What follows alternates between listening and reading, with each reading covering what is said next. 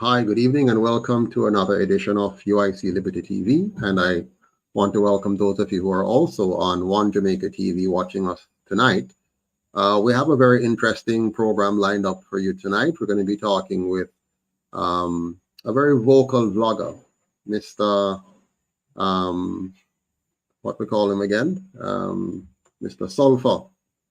I've never spoken to him before in a live setting or anything like this, but he's going to be sharing with us some very interesting experiences he has had with the police and how that's going at the moment, as well as some general thoughts he has concerning the state of affairs in the nation that we call Jamaica.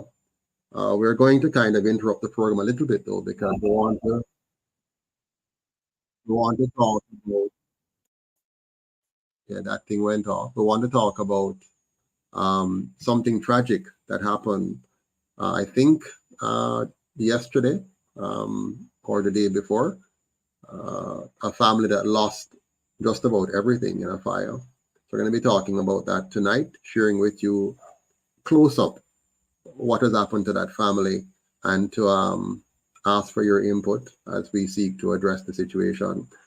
As you know, right across Jamaica, we're always susceptible to all kinds of challenges, be it fire or flooding or arson or murders and so on. So tonight we want to look at one family, quite a large family actually, and their experience. And I have in studio with me David Smith, who lives very close to the family. He's a UIC member, strong supporter who's working in that area, and he's going to bring to us what is going on there. We're also going to be joined by Mr. Kevin Nelson, another UIC member. I think these gentlemen are both prospective candidates as well. And I think he was on site as well with a number of other UIC members to console the family. So we're going to be talking with them. So I'm waiting for Sullpha to join us. He should be joining us anytime now. But in the meantime, I want to welcome these two gentlemen on stage and to talk with them about the tragic situation that happened. But before I do so, let me see if I can show you a few images of the place in question so you can kind of see what the situation looks like on the ground. I got these footage from VP Powell, Jasmine Powell, who is the Vice President of the UIC. And she is Vice President for the County of Surrey. I'm trying to find the pictures here that were sent in by her, and I'm going to share them with you momentarily.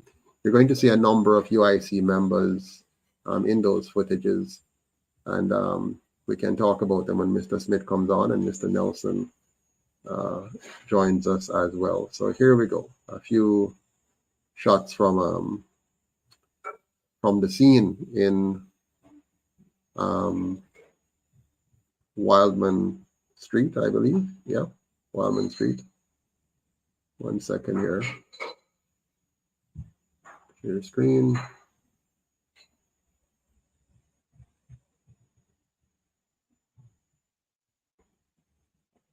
All right, I hope you can see that very clearly. So that's one image of the burnt out property. As you can see, it's pretty much total. Yeah, everything has been burnt in this situation here. I'll show you a few more clips of the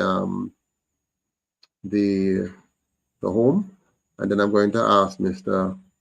Smith to just tell us what we're looking at here. You see, that's Jasmine Powell speaking with one of the victims of this fire. There's Miss Jasmine Powell again, right there. That looks like maybe somewhere near to what might have been a kitchen. Here's Mr. Smith. Inside there's a wheelbarrow. They're trying to do some cleanup, it appears. Another image here of the lady looking quite distraught, and who wouldn't be? She has lost just about everything in this very, very tragic situation here. Here's another photo. I think that is General Secretary Hogarth, who is with VP Powell in that image. I think that is a gentleman, Mr. Lynch, Andrew Lynch, I think, there. But let me bring in our panelists now and let them tell us some more about what we're looking at here. Welcome to you both, gentlemen. Thank you so much for joining us tonight. Welcome, Mr. David Smith and Mr. Kevin Nelson.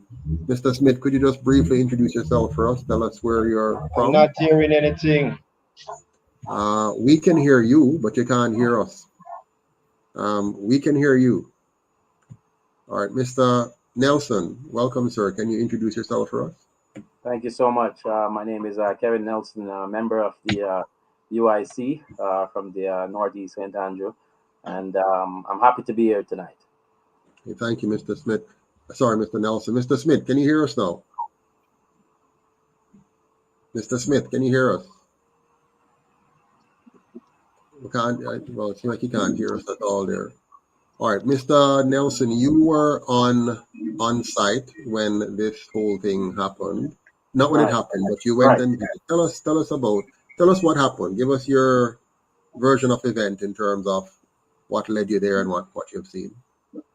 Right. So, like other members of the UIC, I heard about the incident that happened, the fire that destroyed several homes, families, and other people. And when we got there, as expected, it was very, very, very painful to see the damage. Everything was cleared out. The whole, you could see remnants of furnitures being burnt and practically destroyed. And it was sad, but because it's always difficult when you experience and see things like this, people suffering and having loss and so much. But one of the things that inspired me and moved me was, despite the fact that they were enduring such a major loss, the look of strength in persons' faces, that spirit that was inside of them, wanting to fight, feeling the pain and wanting to fight, and it reminded me of the spirit of Jamaicans in general. And I was moved also by the UIC's willingness to go down there and to help in whatever way we could. Mm-hmm. Mr. Smith, can you hear us now? Mr. Smith, can you hear us? I still can't hear. Yeah, I was when I got the call through VP Powell as to what transpired. I had to encourage us to immediately go on site. Fortunately or unfortunately, Mr. Smith was close by, so I could get a quick first-hand update as to what transpired. I want to get the specifics from him now on air, but I understand that pretty much the entire building was found engulfed in fire, and unfortunately the family could not save anything because of how rapidly the fire spread, and they had to get out of the building. And I understand that the fire truck was on the scene in about 5 minutes, which is unheard of. So I want to say a big shout out and congrats to the fire operators out there. I don't know you personally, but I want to thank you on behalf of the Jamaican people for the speedy way in which you responded to the event Mr. Smith and I were talking earlier, and he said it seemed as if it was a preemptive response, meaning it's like they kind of saw the smoke and just dash out and came to the area.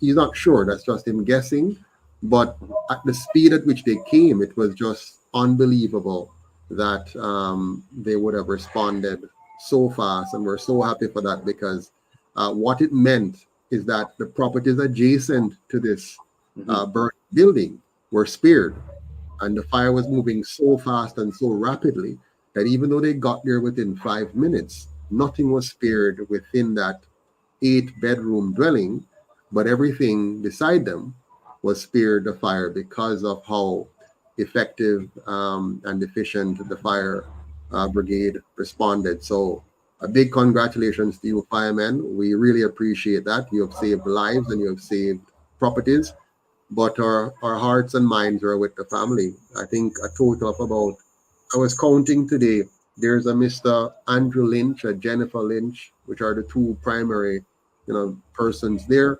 They have two daughters, two adult daughters, a son and his partner. They have a nephew, Rowan, and look like Tanya, I think, and her fiance, and the son has two children, two younger children. So we're looking at about 1, 2, 3, 4, 5, 6, 7, 8, 9, 10 or so persons who are now without anything. They have lost their home, they have lost their beds, they have lost their stove, lost their refrigerator, lost their furniture, lost their clothes, lost their documents.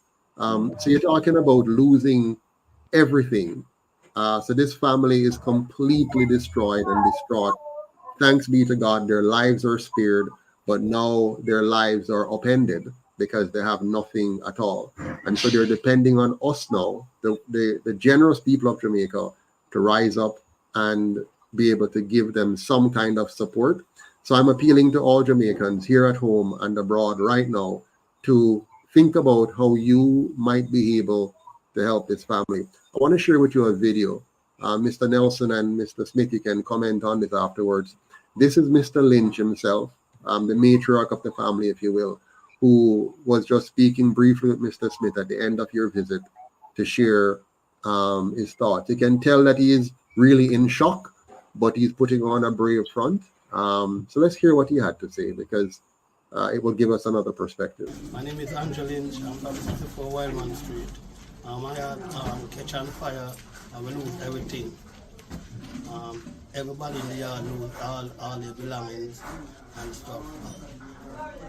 And as you see, we the UIC people are here trying to give the family some assistance. So we are asking the diaspora and members of the public to contribute. No matter how little it is, it will make a difference to the Lynch family. This is Andrew Lynch and his sister Juliet and the rest of the family. They lost everything. And in this time hard already. And to start all over is a high hill. So let's just give them a hand. As Jamaican, our brother need help, so let's reach out. Okay, thanks. Yeah, so that was a heartfelt plea. Your thoughts, Mr. Nelson? Yeah, as I was saying before, I was really, really struck by the wonderful people that they are. The warmness, they greeted us with warmness. Imagine that they are in pain. They are experiencing this great loss, as you mentioned earlier, and but yet their spirit. It's funny because I was moved by the whole thing. The warmness of their spirit, how they greeted us, how they interacted with us. Like I said, you could tell that they were feeling pain, but nevertheless, you could see the willingness in them to fight on, and the strength. You could tell the strength from their souls, the strength from their faces, and it moved me and it compelled me. And I'm happy that the UIC were reaching out. We reached out to them and that we are planning to help them, and we hope that many others will help them as well. Right, so we're putting on screen here right now the account number for Miss Judith Small. She's, I think, a sister to Jennifer Lynch, I believe. I hope I'm correct. I wish Mr. Smith could connect with us to clarify. Shake your head if I'm correct, Mr. Smith, if you can hear. I think Judith Smith is, I know she's one of the household members, but she has a bank account at Scotia Bank at branch number 36525, account number 92036. I'm waiting for a telephone number for her. If I can get that number, I will put that on screen as well. So anyone who wants to help the family can just reach out, reach out directly, and you can deposit to this account here. Let me just see if I can get this number here. Mr. Smith, if you can get the number for me. Hi, Miss Powell. Any luck with the telephone number? I'm not hearing anything, The feed, I have a bad feedback. Okay. Call Mr. Smith You're for me because saying, you can't hear us on the call. Call him for me so we can get the number from him. Thank you so much. All right, so I'm going to try to get the number from Miss Judith Small. Mr. Smith seems to not be able to hear us on the call, unfortunately. But you have the bank information here on the screen. Judith Small, Scotia Bank, branch 36525, account number 92036. Please, if you can, donate whatever you can to help the family.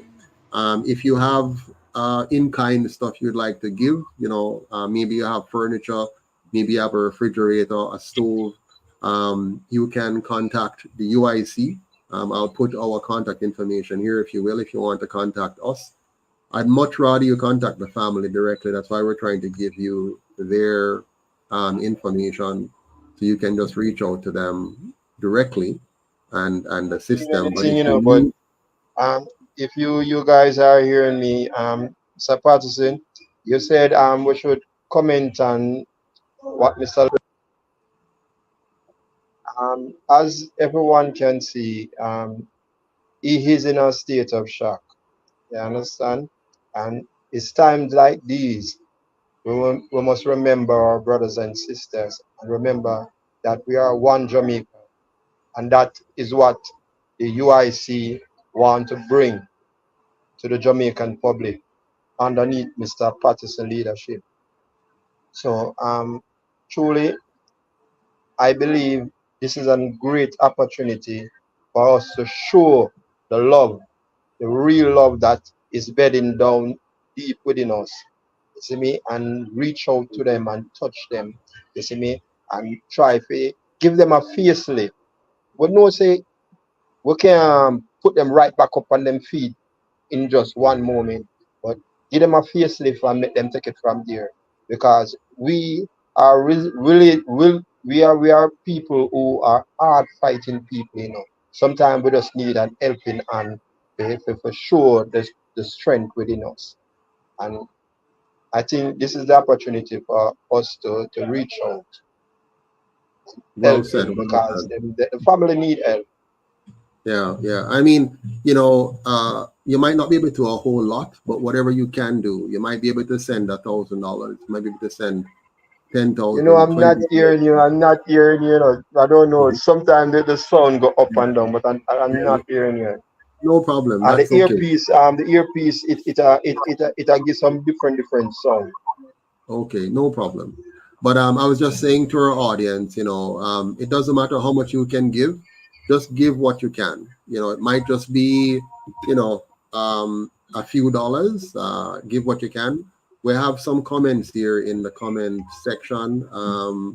I see Komodo saying blessed night to everyone. One UIC uplifting time now.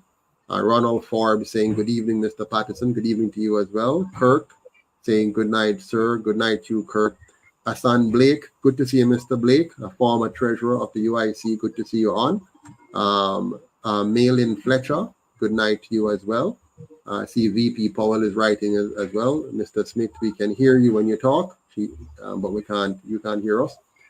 Greetings to everyone from Miss Powell. Blue Wave says, bless up everyone.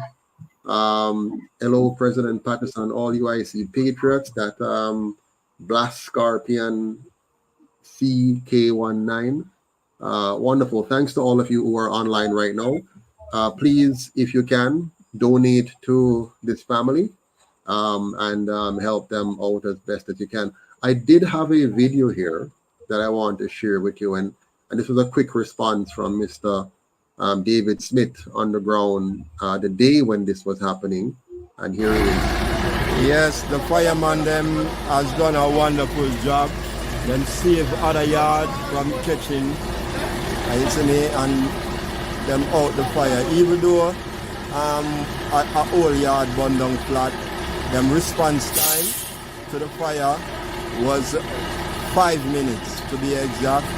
You see me, and them do a wonderful job. Them contain the fire and finish with them job now. Make sure everything under control. You see me, do them reports and everything, and now them packing up and driving out. Understand? Them going home, going back to location. You see me, with everything. Yeah, I had to show you that because it's really a very quick response from Mr. David Smith himself on the ground there.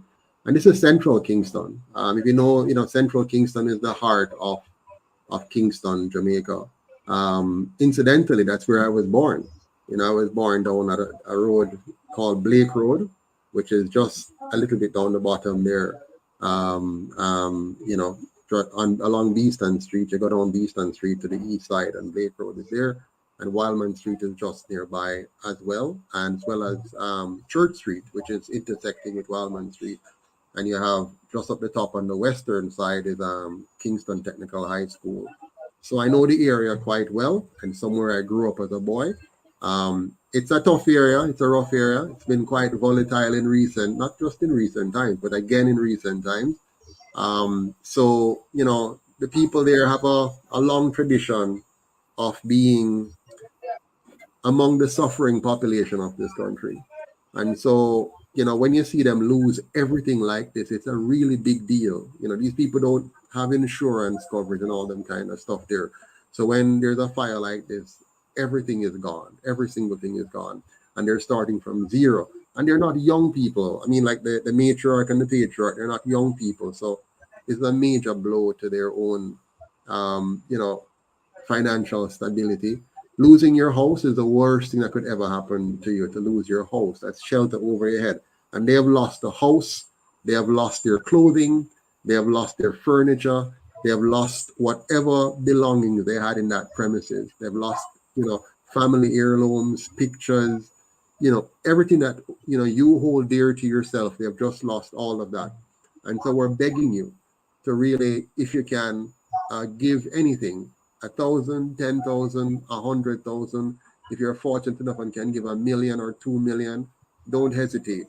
The number is on the screen. Judith Small at Scotiabank, branch 36525, account number 920316. And I'm hoping I can get a telephone number for you. Really good if we could get a telephone number. This is really unfortunate. Yeah, they were still not able to reach anyone to get the telephone number. Mr. Smith, can you hear me? I don't know. Can you hear me? Are you able to get even Mr. Lynch's number for us? I think we really messed up there where we got just the banking information, but not a telephone number from the person to send out. That's quite unfortunate. Let me check on the hi Claudia, good to see you on, Claudia Barrett. Yeah, but could maybe somebody that's watching knows the family, can you get a telephone number for us and send that in? Just text it in anywhere there, okay? I will give you the UIC contact so you can reach out to us on the UIC contact if you will. I put this at the bottom here. So our number is there, 876-293-0812. You can reach us, but we would much rather if you were able to donate directly to the family and take it from there. All right, so I'm going to let you go now, Mr. Smith, since you can't really connect with us on here. And Mr. Nelson will continue the show here. I was hoping to hear from Mr. Sullpha by now, but I'm not seeing him at all. So while we're waiting for him to come, I'll just show you a few more pieces of the damaged area in question. So you can see the house is fully burnt out. Nothing is left. Even the walls that is standing will have to be broken down because the structural integrity of the walls would have now been severely compromised. And so the whole structure will have to be demolished, cleared out, and then something rebuilt for the family there. I don't know how much they can, recover from this. Do you have any construction knowledge, Mr. Nelson? Well, I'm not an expert, but what I can say, and sometimes usually right away, it's very difficult to determine the cause of a fire right away. Usually in situations like these, oftentimes it could be wiring and so on. But what I do know, just from being on the ground today, looking at the situation, we noticed that there were a couple gas cylinders that were there, and so the inclination is something started the fire, but the gas cylinders getting caught up in the fire would have escalated the situation and have made it worse. So, as I said, I'm not an expert, but usually, from past experience of hearing about these things and talking to electricians and so forth, sometimes wiring can be the issue. So I know that when we were down there and we were speaking with the family, Judith and her husband and so on, they were looking now at ways in which, when they rebuild, what can they do now to make the situation better? I think Judith had mentioned that her desire was to have a slab roof instead of the zinc and so on. And so already they're looking towards how to improve the situation. It was such a delight and such a joy to see such wonderful people and the warmness inside of them and their spirit, as I mentioned before, willingness to fight on. Yeah. Just how we came and just genuinely wanted to help. There were other people there too, friends and family who were volunteering and stuff like that, and it was quite inspirational. That's how the spirit of Jamaica and Jamaicans should be. Everybody helping everybody just for the sake of helping. So that was interesting. Right. Let's hear again from Mr. Lynch himself while we're waiting for Sullpha to join us. Andrew Lynch, I'm from 64 Wildman Street. I had catch on fire. I lose everything. Everybody in the yard lose all their belongings and stuff. And as you see, we the UIC people are here trying to give. So we are asking the diaspora and member of the public out there to contribute.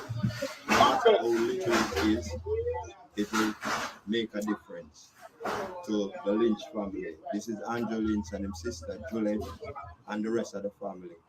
They lost everything. And in this time hard already. To start all over is a high hill. So let's just give them a hand. As Jamaican, our brother need help, so let's reach out. Okay, thanks.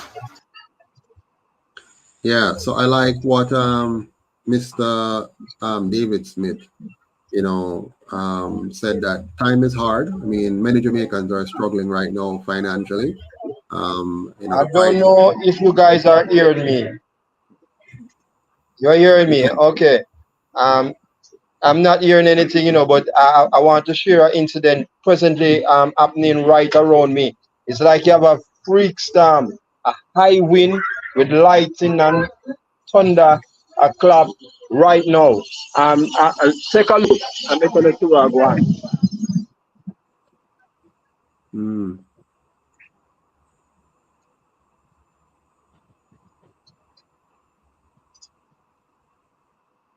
That suddenly I go on right now, down this side. You see me?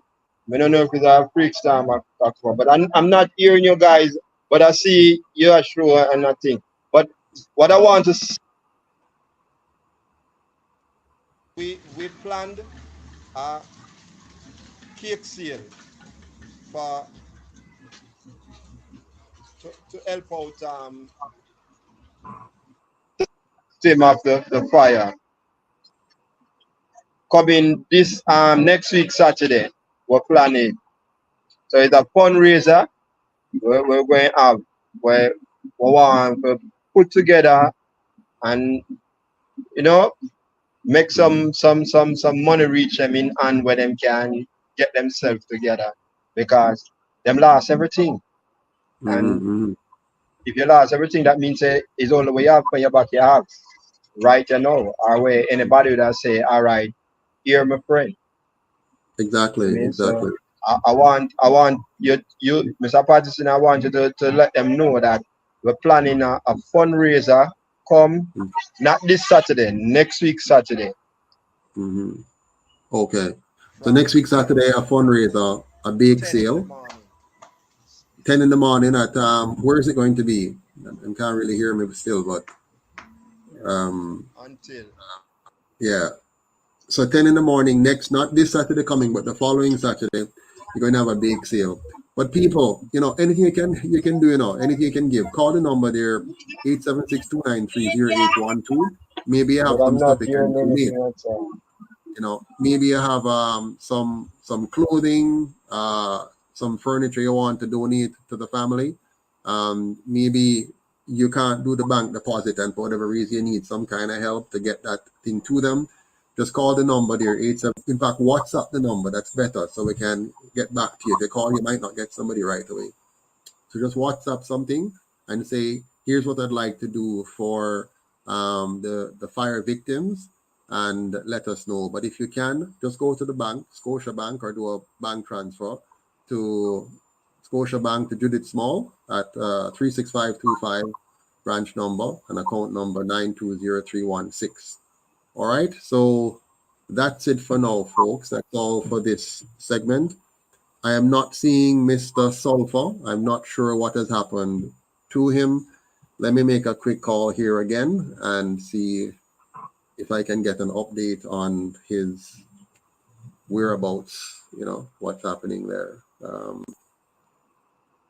1 second here.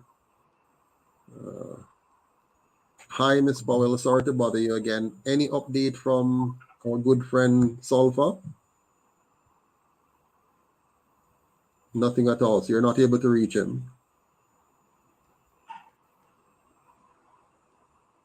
All right, call one more time and see if we can get him, and then send me a message so what the status is, because otherwise we have to move on from that. All right, thank you. All right, so Mr. Nelson, while we're here, let's talk about what's happening in Jamaica right now. No, I'm going to take this off screen right now, and I want to share with our viewers something interesting that happened in the news. Did you hear about this matter of a new law coming into effect whereby parents will be responsible for their children up to the age of 23 years old? I couldn't believe what I'm hearing, and I thought it was a fake news. I couldn't believe that it was true news. And then I got a video from TVJ where they made it very clear that not only the government has proposed and is passing this new law into effect, it has the full support of His Royal Majesty's opposition. And I say that in a sarcastic manner because we should not have any government in Jamaica, which is His Royal Majesty. But unfortunately, and what should I say, disturbingly and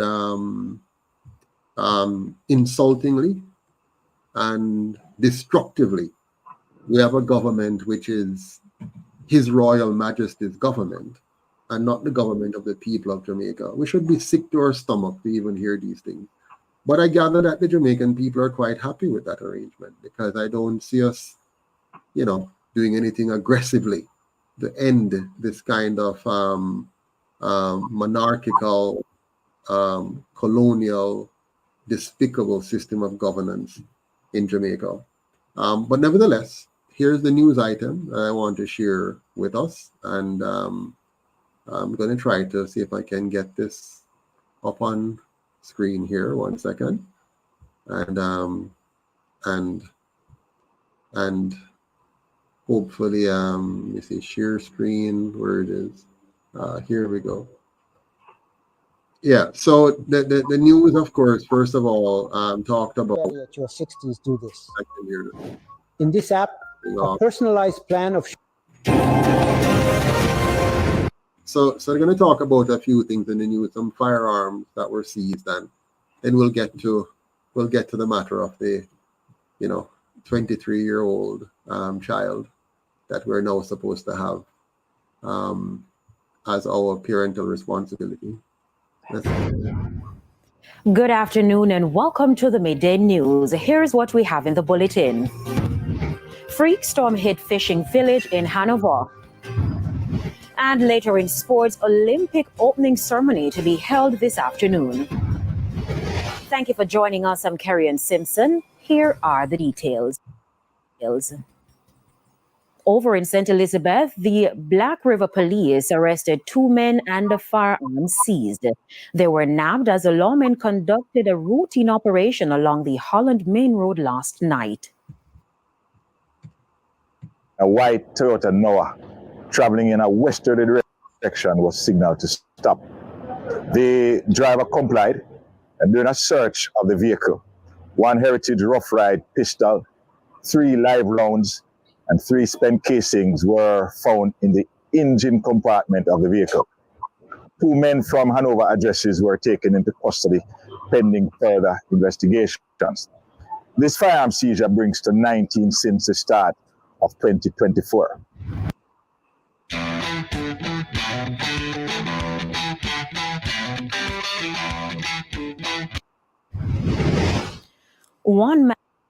So before we move on to the next item of the news, I want to make a comment about this issue of firearms in Jamaica, and tell me if I'm wrong, Mr. Nelson. Supposing the Jamaican government, are you with me, Mr. Nelson? You seem to have gone dark. Can you hear me, Sir Nelson? Did I lose you? Well, it looked like I lose him.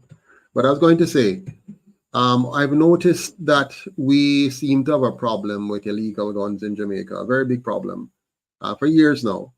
And I wonder, why do we have an army if we can't use the army to properly patrol our borders and manage our customs so that we can reduce the influx of guns into the country and have a greater control over that? Because if you deny the gangs, the guns and ammunitions and dry up the supply by having our army, which is just sitting there. They're just sitting there, right? And sometimes we use them for the wrong purposes of police work, as opposed to having the army focus on, what it should, which is to protecting our borders, right? So my point is, why not have the army take over our border properly and control every inch of our borders? So take them out of upper camp and have them not in the streets dealing with civilians on a daily basis like they're now being misused for, but have them operate on the perimeter of the country and to pretty much lock down the country like a sardine when it comes to illegal guns and ammunitions coming in and going out. That would be really, really a very, very effective and useful way of deploying our army. But let's continue with the news of the day and comment some more on this. Man is dead following a vehicular collision last night at the intersection of East Street and Wharf Road in Morant Bay, St. Thomas. He has been identified as 24-year-old Shamar Murray, a businessman of Danvers Spence District in the parish. He was the passenger in the vehicle. Information from the police are that Nakane Brown, a businessman of Springfield District, was driving a silver 2014 Toyota Hiace motor van along Wharf Road when he lost control of the vehicle and crashed into a wall. The vehicle immediately exploded and caught fire. Mr. Murray, who was traveling in the vehicle, was trapped inside and burnt to death. The driver was able to jump from the burning bus. Wow. Mr. Smith, we lost you there earlier on. when we're talking about the issue of illegal guns and firearms. I don't know if you heard my comments. Did you? No, because the freak storm, it seems like it's outside my door as well. So it took out my my internet for a couple seconds there. Yeah, you're not the only one. There's Mr. Smith spoke about it. I don't know if he can connect with us anymore. I'll try him again. But the freak storm seems to be going from place to place because earlier today it happened in areas up here as well.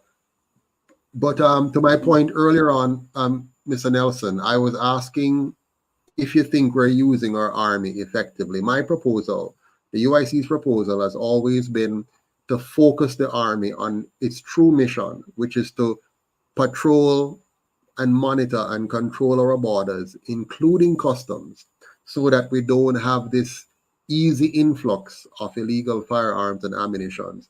My idea is that this would really reduce the supply of guns and ammunition on our streets, and therefore reduce gun violence and give the police the upper hand again, because the criminals would not have access to all of this. What are your thoughts on that? I want to throw something back out at you, Mr. Patterson. First of all, without a doubt, I agree. The use of the army. Ironically, just today I was having a conversation about this. The use of the army definitely needs to be a little bit more effective. There were times gone by in which the army was used in a more of an effective way versus today. However, I want to throw something back out to you, Mr. Patterson. Even before we consider extended use of the army, I think we have to get rid of the corruption in the politics and the corruption in our government. What do you say? Well, everything that we're talking about, the UIC, begins with the government. You see, once you have a corrupt government, nothing else works. Once you have a corrupt system of governance, it doesn't matter what you do with your police, what you do with your army, what you do with your schools, what you do with your banking system. Corruption compromises everything in your country. And that is why the UIC has made good governance the cornerstone of our platform and our policy. By fixing the system of governance, you create the platform for fixing everything else. Because I'll give you a quick thing here. If you're losing billions of dollars every year to corruption, you can't use it on fixing our school system to give us the best and brightest students. You can't use it at fixing our healthcare system in making the nation healthy. You can't use it in building our farming infrastructure so that our farmers are more productive. So as long as you have the leakage of corruption siphoning off billions of dollars away from where it should go, you're undermining every other institution.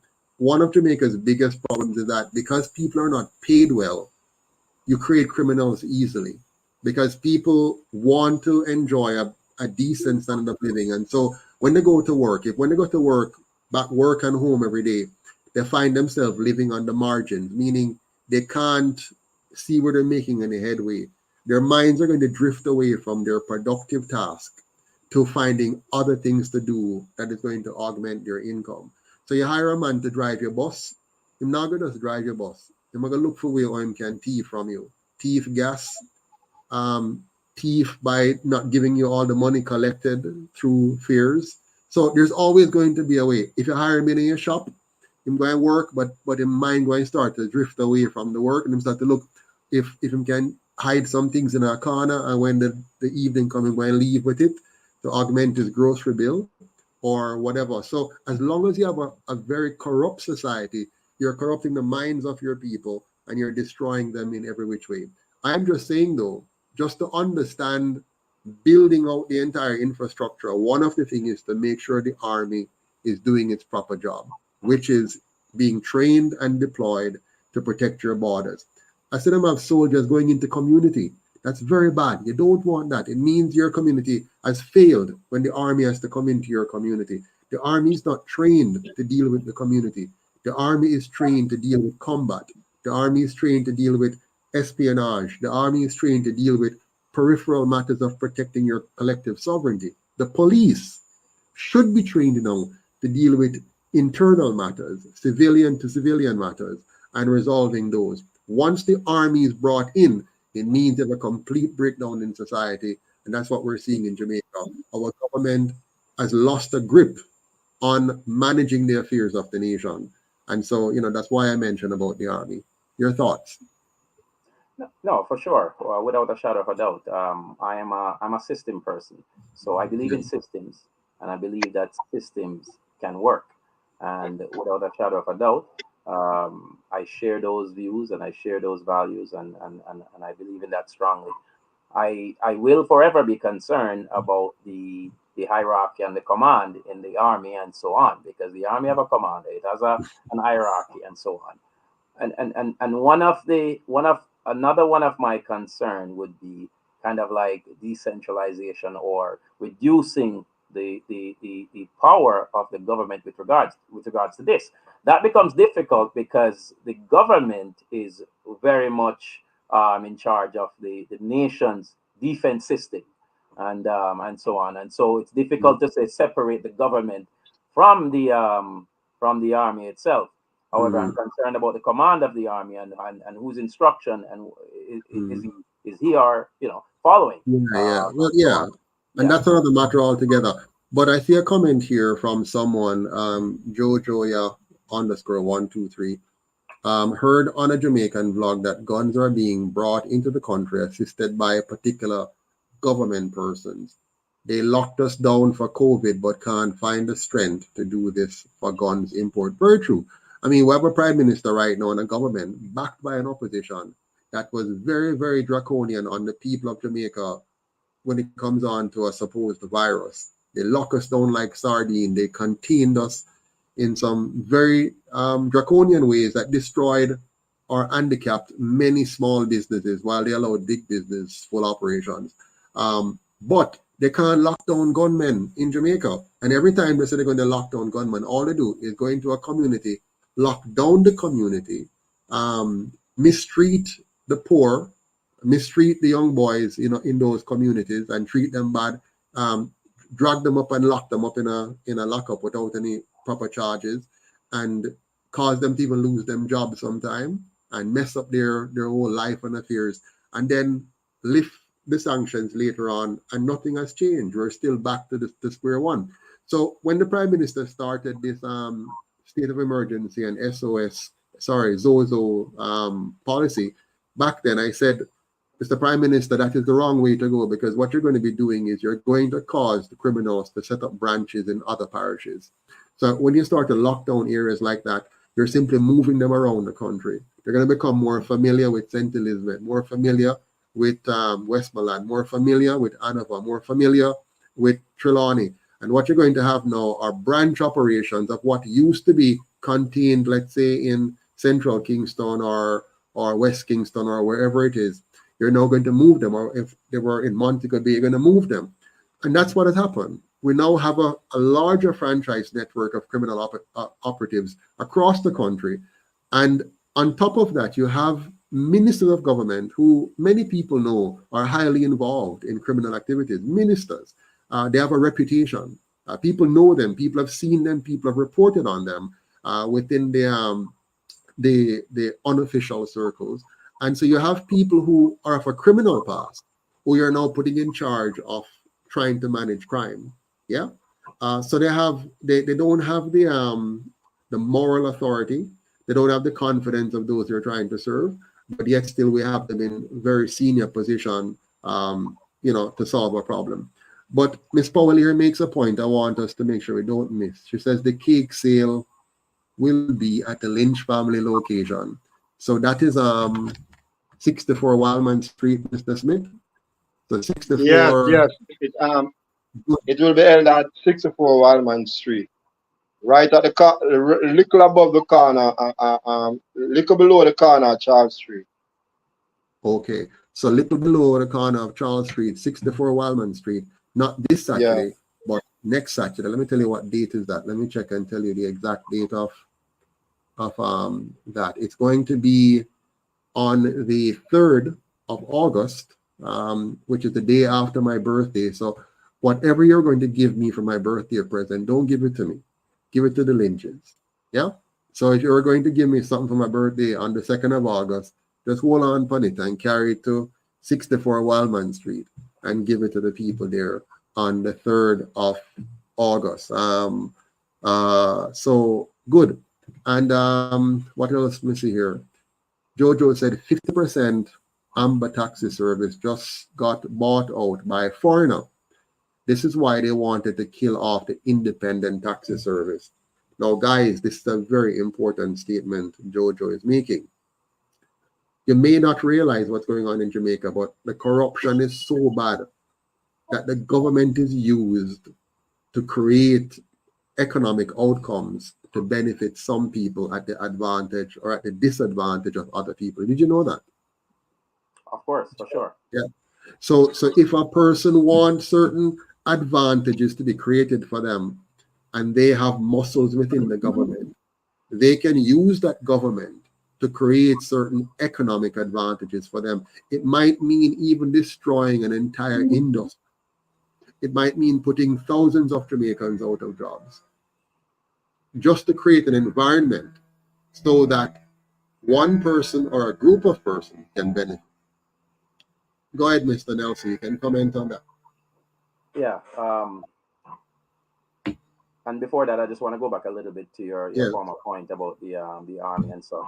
One thing I can note with regards to the point you were making is perhaps we need to have demand greater expectations from the use of our army, and we need to lay out what exactly are those expectations, and we can take it from there perhaps while we continue to deal with a corrupt government and corrupt governments for sure. With regards to the point you made recently, and I think this is where Jamaica needs a change for sure, because the situation have gotten so horrible that it's almost as if, I mean, like, I don't want to say that we are no longer demanding that accountability from the government, but it's almost as if what happens when you discover early cancer cells in the body. If you don't deal with it right away, the situation is just chaos and chaos and chaos continues to happen. And I think that's the situation that we're in Jamaica right now, where these things that you are mentioning can happen and happen right under the radar, under our eyes, without us being able as a people to say you must be crazy. This is madness. So I think for sure, this is where Jamaica really needs a change and needs that change right now. Now is the time for that. I think you're muted, Mr. Patterson. I think you're muted. They have created the perfect environment to maintain the problem you're talking about.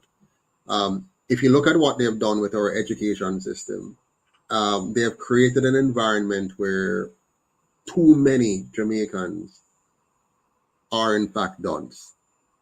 And I hate to use the word. I struggle to use the word, but it is so real.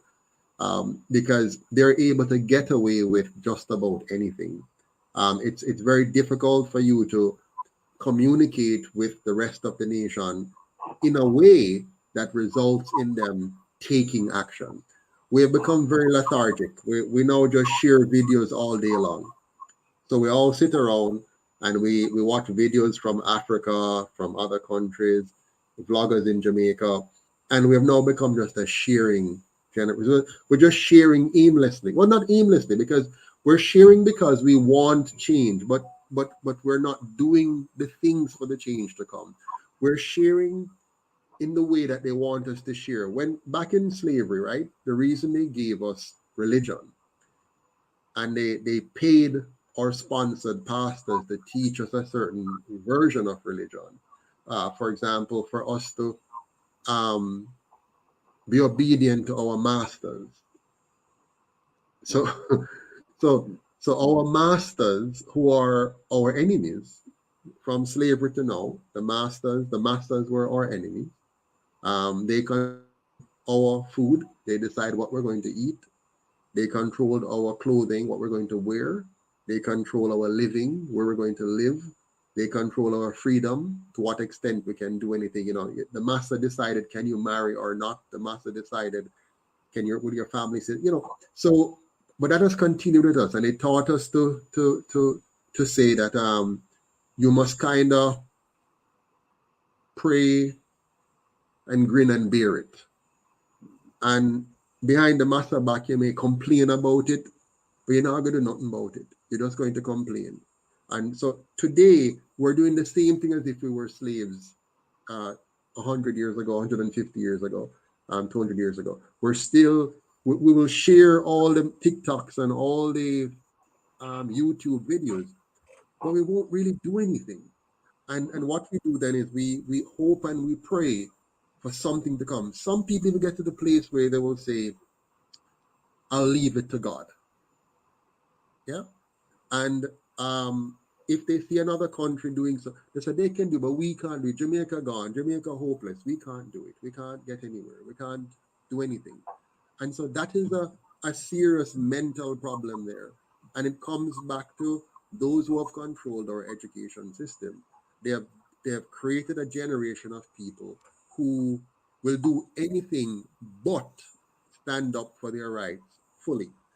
I was very, very impressed with the fact that some people here in Northeast St. Elizabeth and in Westmoreland stood up because they weren't getting any water and any electricity. Even now, in my community here, the people of Northeast St. Elizabeth in areas like Braze River and Elam and Bogue still don't have electricity, still don't have water since July 3rd until now. So if you're not fortunate like me to have been able to put in a proper internet, solar system and to put in alternate internet and to build water reservoirs and capture water, if you weren't able to do that, and there are not too many Jamaicans who are in the financial position to have done that in time for this kind of situation, then you're stuck. You can't, you're living in a very miserable, it's hot, it's sticky, you can't turn on, there's no fan to turn on, and you can't get a good shower. You have to go down to the river somewhere, find a river somewhere, and if you can get there and bathe, and you have all your food spoiling in your refrigerator, of course, long time, and you can't get even a piece of ice easily to have something cool. So we have some serious problems. But I want to comment back on the taxi driver situation. All the gimmicks, all the pains that taxi drivers have been suffering and struggling with is because somebody wants to rearrange the industry to suit a few people. So they pressure them with excessive ticketing, with conflicting and confusing rules and regulations, with a burdensome court system, and you pressure them until you can now move the situation to consolidate ownership of certain franchises under one man or a few people and so on. What are your thoughts on that? Oh, I definitely agree with that. One of the things though is that I agree with you in terms of what behind the scenes they are trying to do, and they understand in a very funny way. They understand the power that these taxomen have with regards to a connection to the people, with regards to the fulfilling a need that the people have for transportation, and that is why they kind of go a little bit secretive about it, and to me that hurts. It hurts because I think governance, without a doubt, should be about truly caring for the needs of people. And I see it. I'm on the road every day. I see it every day. I see the taximen being stopped, being harassed, and so they sort of fell into this culture where, okay, the police, Babylon is on me, sometimes let me give him a thing, sometimes this, sometimes that. So the whole system gets ridiculous. And I think this is where the Jamaican people need to wake up and do something to change this. You're muted again, Mr. Patterson. Thank you so much for that. I said yes, and we're trying to do something. Jojo said government creates more criminals when they take away the taxi drivers' jobs, the farmers' lands, the tourist vendors' jobs. They create criminals this way when people have no means to buy food or food for their family. I'll tell you a story. I went to court yesterday in Maypen. I went to court for a traffic ticket. Now, this ticket has been outstanding for nearly 3 years. Unknown to me. I didn't know I have a ticket outstanding for 3 years. The reason I found out about this ticket being outstanding is because I lost my driver's license, couldn't find it. And so I went to the police and I reported it, as I'm required to do. And then I went across to the tax office in Santa Cruz and I paid $3,000 or so to get a replacement license and waited for about 2 or 3 weeks for that to come through. I didn't get a call, so I went back to the tax office and asked, what's the status? And they said, oh, glad you're here. You can't get a replacement license because you have 2 tickets outstanding. I said, whoa, what is that? I don't know about that. They said, well, you have to go sort it out. So they sent me to Black River. So I drove all the way to Black River to go sort it out. I went to Black River, wasted the day. They said to me, oh, I know you're here for come. 1 ticket is in Spanish Town and 1 ticket is in Maypen. So that's where you have to go. So find another day and go to Spanish Town, another day and go to Maypen. Maypen said, what did they say again? You have to come to night court to deal with that. When is night court? You have 1 this Thursday and 1 next Thursday, every Thursday at 5 o'clock. I said, okay, I'll go to the 1 next Thursday because I have an appointment for something else this Thursday. So I went, which is Thursday gone, yesterday. When I went to them, they said, oh, we're trying to call you, but we couldn't get you. I checked my phone. I said, there's no call on my phone. Anyway, we're trying to call you because we can't find your ticket. You have to come back. Come back again, or call back in 2 weeks and see when the system up, maybe we can find it. Now remember, our people life this, okay?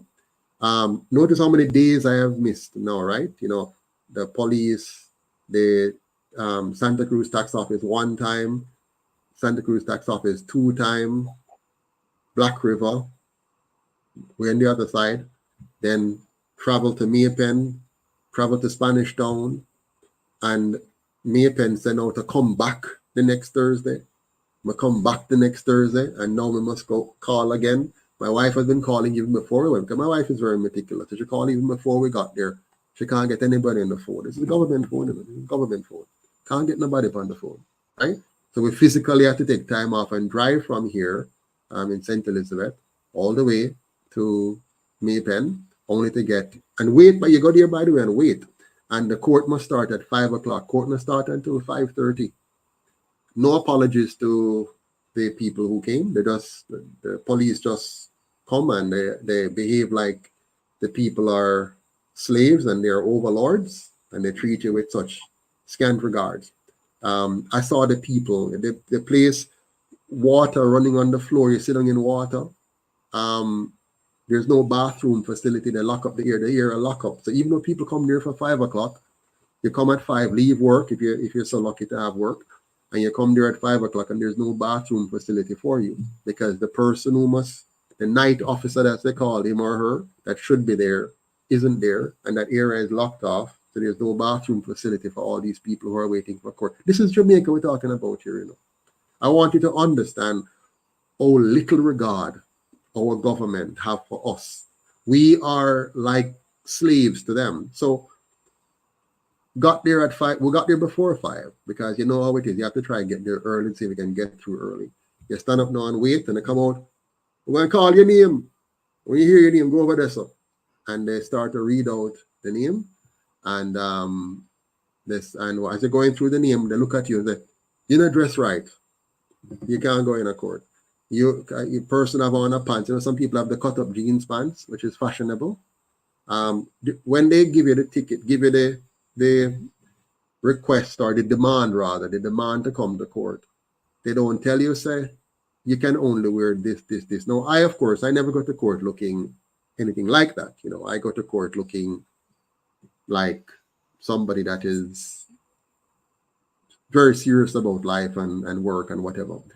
But you can't control what people wear, so to speak. People wear what they want to wear, you know. So people come, some people have on their sweatpants, and them don't know better. They're coming to court, they don't know what happened to court, some of them, right? Some have on their cut-up jeans pants. First, some have on slippers. And they start to dismiss people. You can't come in because you have this, you have that, you have this. But it's just how they do it. And there's no sign that tells you up at the thing what is the situation when you come in, you can see it and say, you can't go in a court looking like that or whatever. But it's just how they treat the people. So anyways, that is the situation for my Maypen ticket. And by the way, what happened is I missed a step. When I got that ticket 3 years ago, I went to the Maypen court and I was there from, court starts at 10. I was there from 9 a.m. until 5 p.m. That's a full work day. I never got called or anything. And so when I went and inquired what is what, they said, oh, we can't find your ticket on the thing, so we'll call you. 3 years later, your name is not on the list, so we will call you. 3 years later, I am now there because they never called me and I moved on with life and didn't remember. Okay, you know, you get the ticket, you get it, they'll call you, go home, you put it down, you go on about your business because we're not here waiting on the court system to follow up with us. 3 years later now, I'm now going through and it's days upon days upon days upon days upon days now, right? Losing 8 hours here, losing 8 hours there. Drive, you know, to go in, it's traffic, it's gas, it's wear and tear in the vehicle, the road them bad, you're dropping in potholes. I mean, from here to Maypen, you're going to encounter a minimum of 20 to 30 potholes. Yeah, from here to Maypen, it's a minimum of 20 to 30 potholes. You see accidents on the roads, many of them are caused by potholes. Life in this country is very stressful because you are stressed out by grills, you're stressed out by the potential of criminals who are out of uniforms and criminals who are in uniforms. You're stressed out by a court system that is inefficient and ineffective. You're stressed out by not being able to find quality employees if you're an employer, not being able to find quality work if you're an employee, not being able to get good salaries if you're an employee, not being able to get highly productive output from your staff if you're an employer, excessive light bill. So all kind of stresses. And on top of it, you have a government that does not care, a system that does not care about the citizens of the country. And so that's it for my Maypen ticket. For my Spanish Town ticket now, here's the beauty of that one. All of what I told you before applies to that ticket as well, except that when I went to court, that one now was 5 years ago. Did you hear me? 5 years ago. When I went to court and they called me up, they said, this ticket is canceled. No issues. After wasting the entire day, so I'm gone. But oh no, sorry, not that. I actually paid the ticket, but it wasn't registered in the system. And I go back to court again to say, listen, but this ticket was paid. Now, when you hear taximen talking about this kind of experience, and they have many more tickets than me, right? This is what they go through. So it is a very painful and destructive system. And Jojo is saying it here, it creates criminals. Because what happened now? People to avoid all of this are quick to pay bribes. Yeah? It's easier for you to pay, let's say a policeman stop you and go and give you a ticket for $5,000 and now 2 demerit points or whatever, right? You go pay the ticket for $5,000 and done, move on. That's the quickest thing to do. But let's say you really felt as though you were not wrong and you want to defend yourself. It's going to cost you way more than $5,000. Yeah. So this is a tax grab.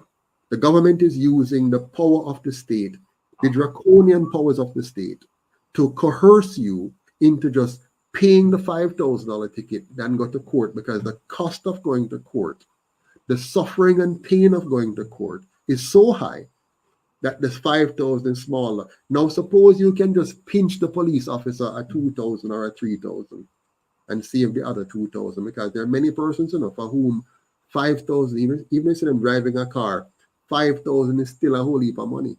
So if they can pay the police officer a $2,000 or a $3,000, slide him something, that is still better than them paying the fine, or worse, going to court. Now, I'm going to give you a chance to speak here, Mr. Nelson, but how do we hold the government accountable for them now failing to deliver quality roads?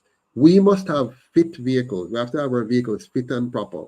We have to be fully registered. We have to have our insurance. We have to have our license, because if we fail in any of those things, they will come with a big heavy hammer, and we're going to pay. No, we're going to pay right now. The consequences are lose our license and lose our livelihood, right? We the people.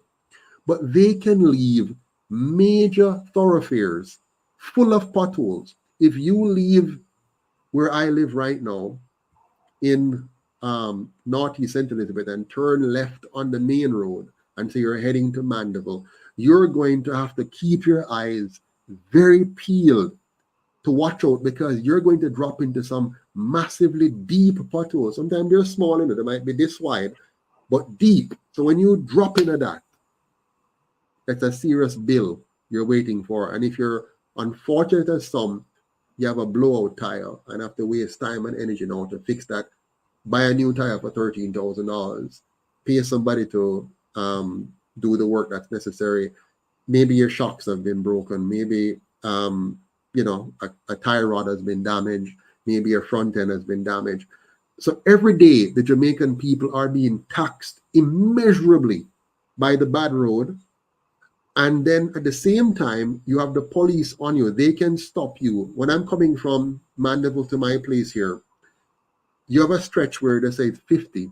If you drive 50 on that road, you're literally crawling like a snail. And then suddenly when you get to another part of the road, it changes to 80. Now the part which is 80 don't make sense to be 80. That's where it should be 50, because you have more public people in that area because of the housing structures and whatever. And the part where it's 50 should be 80 because there's not much people there. So these contradictory and conflicting designs, poor designs across the country, and they're there simply to trap you. Your government is in the business of trapping you, taxing you, extracting from you, making your lives miserable while claiming that they are the government. Now, I've said a lot. Your turn. Well, definitely there's a lot of psychological abuse there. You can definitely see that. The system itself was not designed with the people in mind. Now we throw slogans out there for the people, with the people, you know what I mean, and so on and so on. But it's all words. It's all political slangs to gain and maintain power itself. And, in addition to just making it clear through the UIC that we've had enough, and no longer will we take this abuse from you, government and government's whipmen, such as the police force and so on. No longer will we tolerate this anymore. We are doing something about it, and you're going to hear from us soon. While that is happening, just make sure that you're driving. You make sure you're checking everything. Make sure that you are making your case as solid as possible. I know it's very difficult. We are going to get rid of this current system that we have through the UIC, and we're going to build a better Jamaica, a one Jamaica, and so on. But in the meantime, just check your car, make sure they don't have nothing that they can put on you. Drive carefully, do your best, the best that you can, and revenge is nice. Have it up to them that we are going to show you who really have the power, and the power is the people.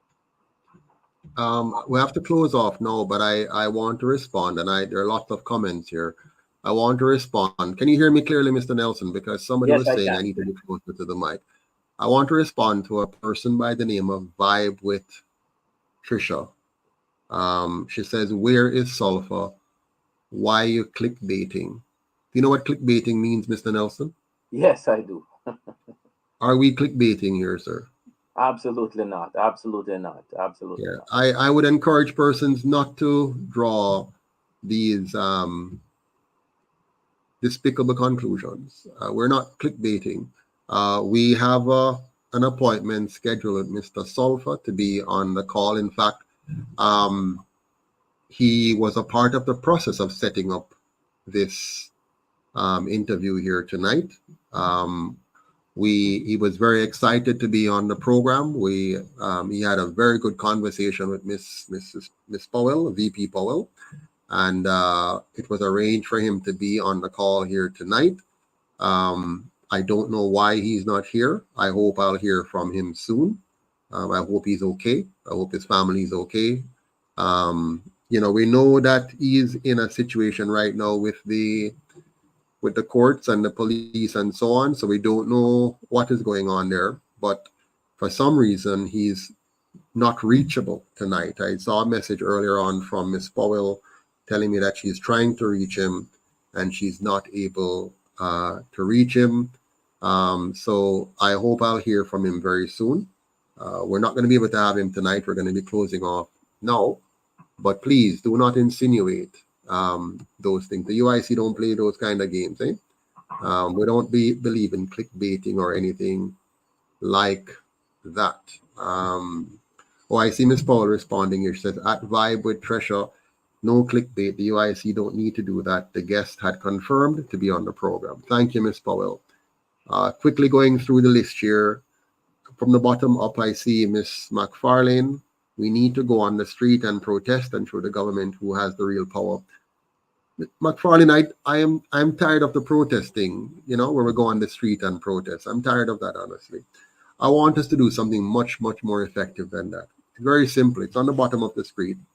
Join, volunteer, and donate to UIC Jamaica. Just imagine if tomorrow the government woke up and 500,000 Jamaicans have joined the UIC. 500,000 of us have joined the UIC. 500,000 of us are volunteering to elect UIC candidates.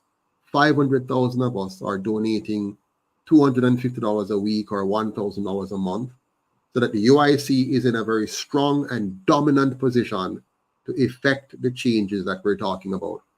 It's time for us to wake up, my friends. Let us stop dreaming and wishing and hoping for a better Jamaica. Let us make a better Jamaica. And the only way to do that is for us to join, volunteer, and donate, for us to become one together as a team and show the two colonial parties that we are actually ready and we mean business. And they know that we don't mean business as a people if we don't come together.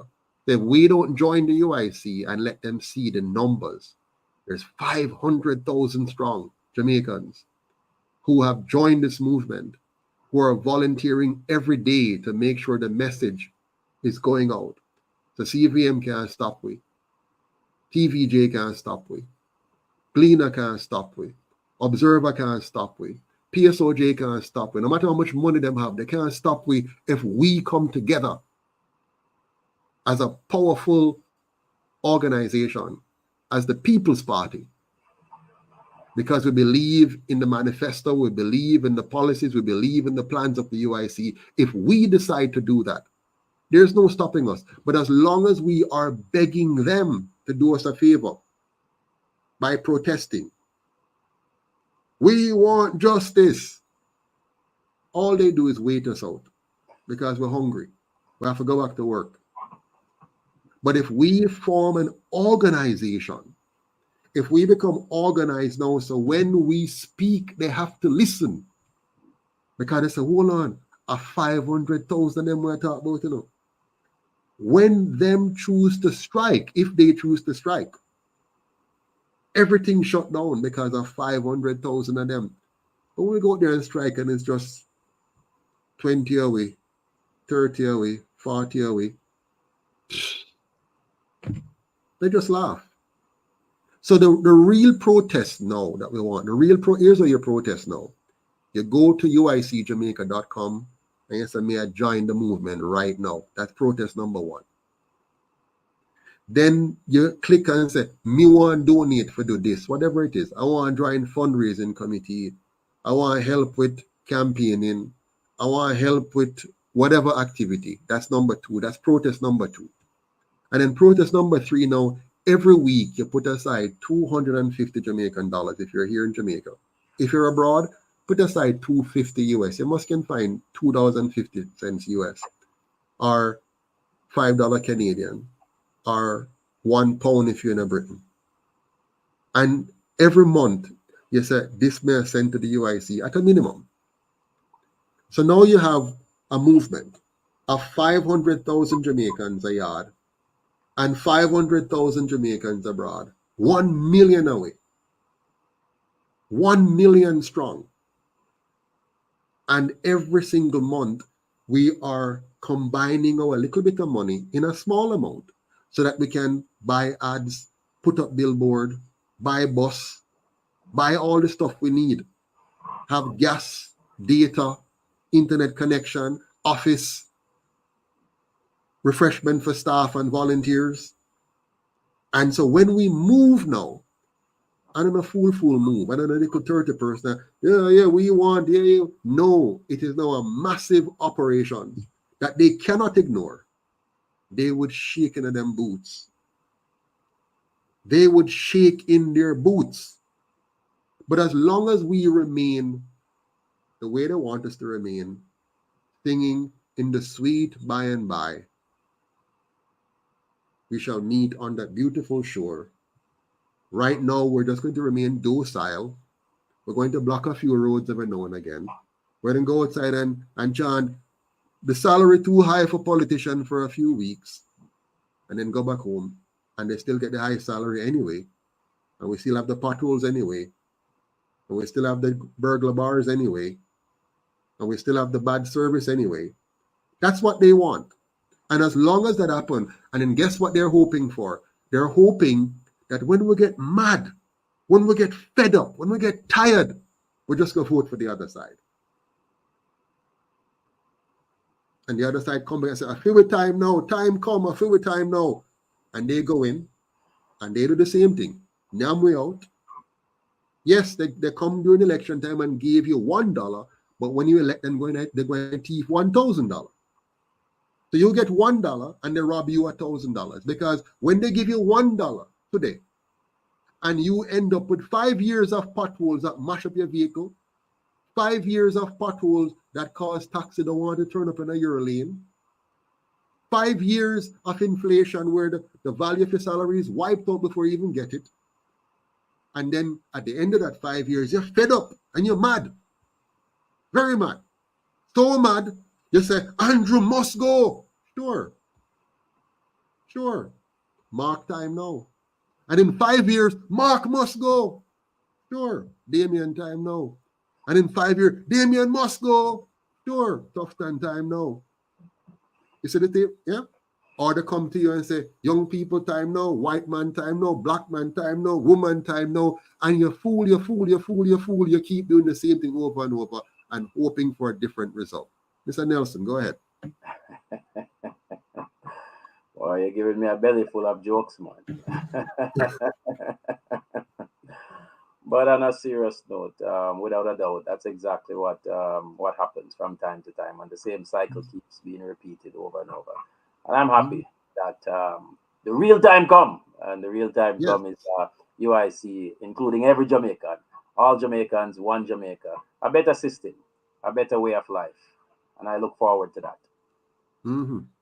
And you know, I want the Jamaican people to understand that we have a solid plan for Jamaica. I did not give up the last 10, 12, 13 years of my life for us to have a gimmick and a game. The UIC is real. It's serious business. It's tough business. It's difficult business, because you have some very idiotic Jamaicans who will spend all of their effort trying to destroy something that hasn't cost them anything. The UIC has not cost you anything. Instead, a few of us have given up our time, we've given up our talent, we have given up our treasure to help you and ourselves. Because we're selfish, you know, always selfish. I want a better Jamaica. I am selfish. I want a better Jamaica. I want a Jamaica that is safe. I want a Jamaica that is clean. I want a Jamaica that is orderly for me. And in the same breath, if I get it, you get it too. So this is good selfishness, because it means if I get my way of a safe, clean, and orderly Jamaica, if I get my way of a Jamaica where all of we can live, earn, and retire with dignity, then you get it too. So I want you to join me with your selfishness and say, listen, me want a safe Jamaica too. But I guarantee you, you will never get a safe Jamaica because you're asking criminals to give you a crime-free Jamaica. You're asking people who are expert at stealing, expert at conning, expert at deception, experts at fraud. You're asking them to give you a better Jamaica. But I must applaud the Jamaican people, because if you think about it, there's at least 60 to 70% of us who are turned off from the system. And I want to applaud you. There's 60 to 70% of us who do not participate in the fool by-elections that they have. We do not vote. 60% of us don't vote for them, which is good. That's a first step, but that cannot be the only step. You must make the next step now. And what is the next step? The next step is to say, yes, me now vote for them. But if I leave it, somebody will still vote for them. So even though me now vote for them, the 70 away, there's 100 away. 70 away, so we now vote for none of them. Good, that's the first step. But the 30%, the 30 away, we're going to vote for them. And that will legitimize them. Okay? So what you have done, you have made the valiant step, the positive step, the morally righteous step of no longer voting for them. That is very good. But you cannot leave it now to the 30% to vote for you. So what you have to do now, you have to get active now and say, now that I can't vote for them because me know so them wicked, me know so them bad, me know so them thief, and I have given them 80 years to prove themselves, but they have proven themselves incapable or unwilling to do what is right. So what I'm going to do now, I'm going to give myself a chance and a choice. And me like them UIC people because them get up and I try something. And it's not a wishy-washy something. They have built a solid plan and a solid manifesto. They have a new system. They have new leadership. And that is going to give us a new Jamaica. So now let me join hands with them, volunteer with them, donate with them, and together now we can create the new Jamaica we want. We're going to mash up the system of colonialism, get rid of them old colonial constitution. That's where the idea of the fake republic for them have. And we're going to have a real republic, a non-partisan, constitutional Republic of Jamaica. One where we separate the three branches of government effectively: Senate elected, executive elected, and representatives elected, independent of each other. We're going to have a 100% publicly funded system so that our politicians are not beholden to the PSOJ oligarchs anymore, and they're not controlled by party anymore. They can stand on their own 2 feet with the backing of their constituents and truly represent the Jamaican people. And that we want. And the UIC has taken the time without $1 of tax money to design and build this great system for our people. So why don't we take full advantage of that and become a part of the solution and no longer remain a part of the problem? Because voting for them makes you a part of the problem, and not voting for them does not make you a part of the solution unless you take the next step. Mr. Nelson, I talk too much. Your turn. No. You're making some valid points, some strong points, because that's exactly what needs to happen. Everything in life is a system. The very essence of nature itself is that everything starts small, and then it grows and it grows, and it eventually triumphs into something wonderful, something powerful. And I think at the end of the day, that is exactly what's happening to the UIC. So I agree. Come, join, volunteer, and donate to the UIC, and let us together build a one Jamaica and overthrow the colonial parties. So do me a favor, Mr. Nelson. Can you go through some of the comments on the side for me? There's a ton of them now. So a whole heap of them on the side. I see Miss Primo making some good points here. She said, where is it? I saw one good point there. Well, I don't know if you can see. Can you see them on your For side? whatever reason, I'm not able to see them. Oh, I'm so sorry. She said here, will you, Mr. Patterson, seek to engage some of the diaspora organizations? Example, Jamaican Carlos or OJLDF. Will you come on Reason with Ratigan?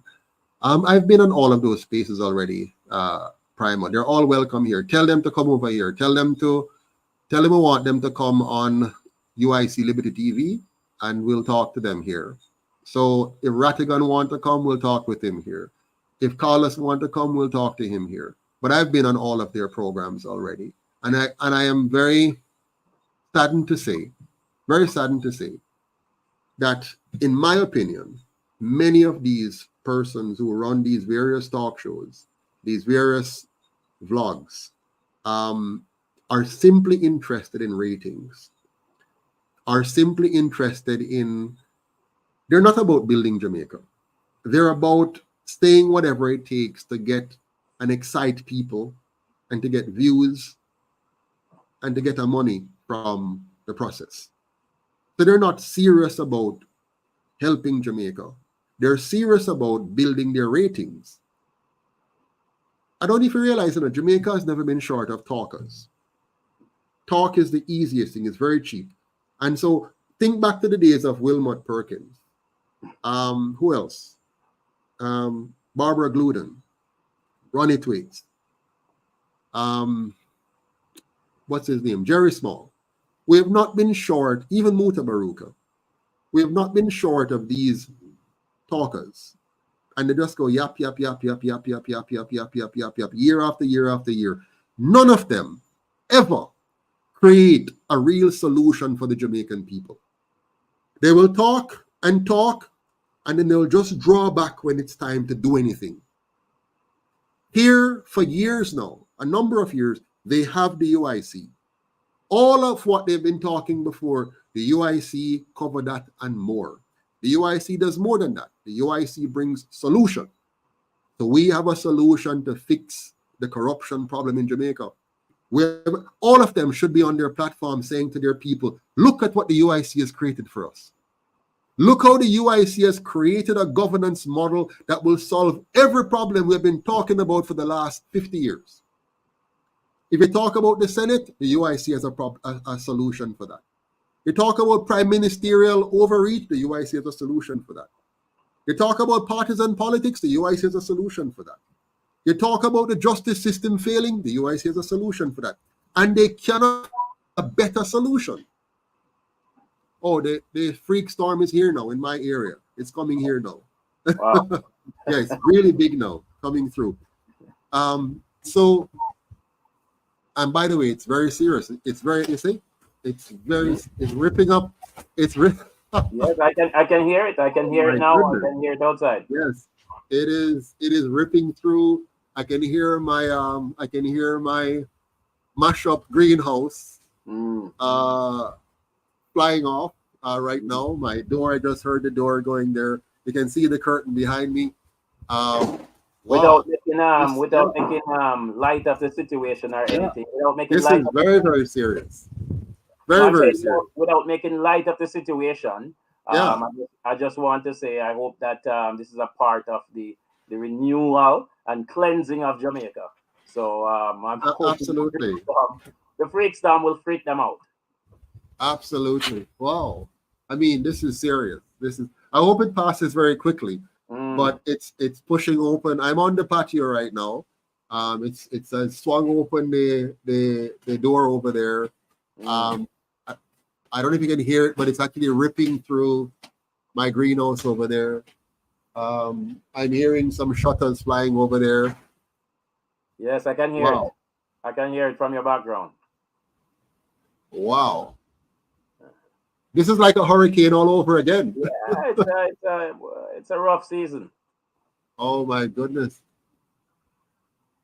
You should hear my trees. They're like going like crazy, like really crazy right now. I have some big trees.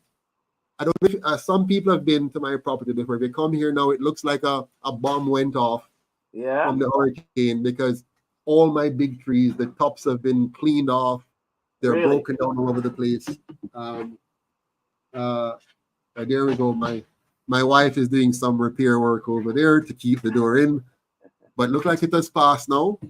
All right. But I just want to say to my fellow Jamaicans, I see the comments here. Another one says, another one here is saying, see if I can read this one here. Oh yes, all right, good. Look how many people trade in their votes and future during the last election for a plate of food or $5,000 to $10,000. Ignorance is the highest level. You see, what has happened is we have allowed, wow. I heard that. We have allowed those who are easiest to be bought in our country, we've allowed them to be the ones who decide our government. Those who are easiest to be bought, we have allowed them to decide our government. I hope you hear me carefully. So those who are so hungry, so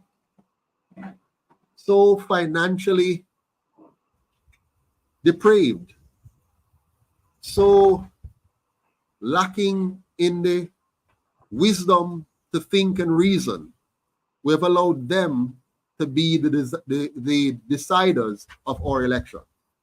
So they get to decide who will be our government, while the majority of us are too busy, too afraid, too concerned about our small, limited position, not to realize the bigger loss to ourselves.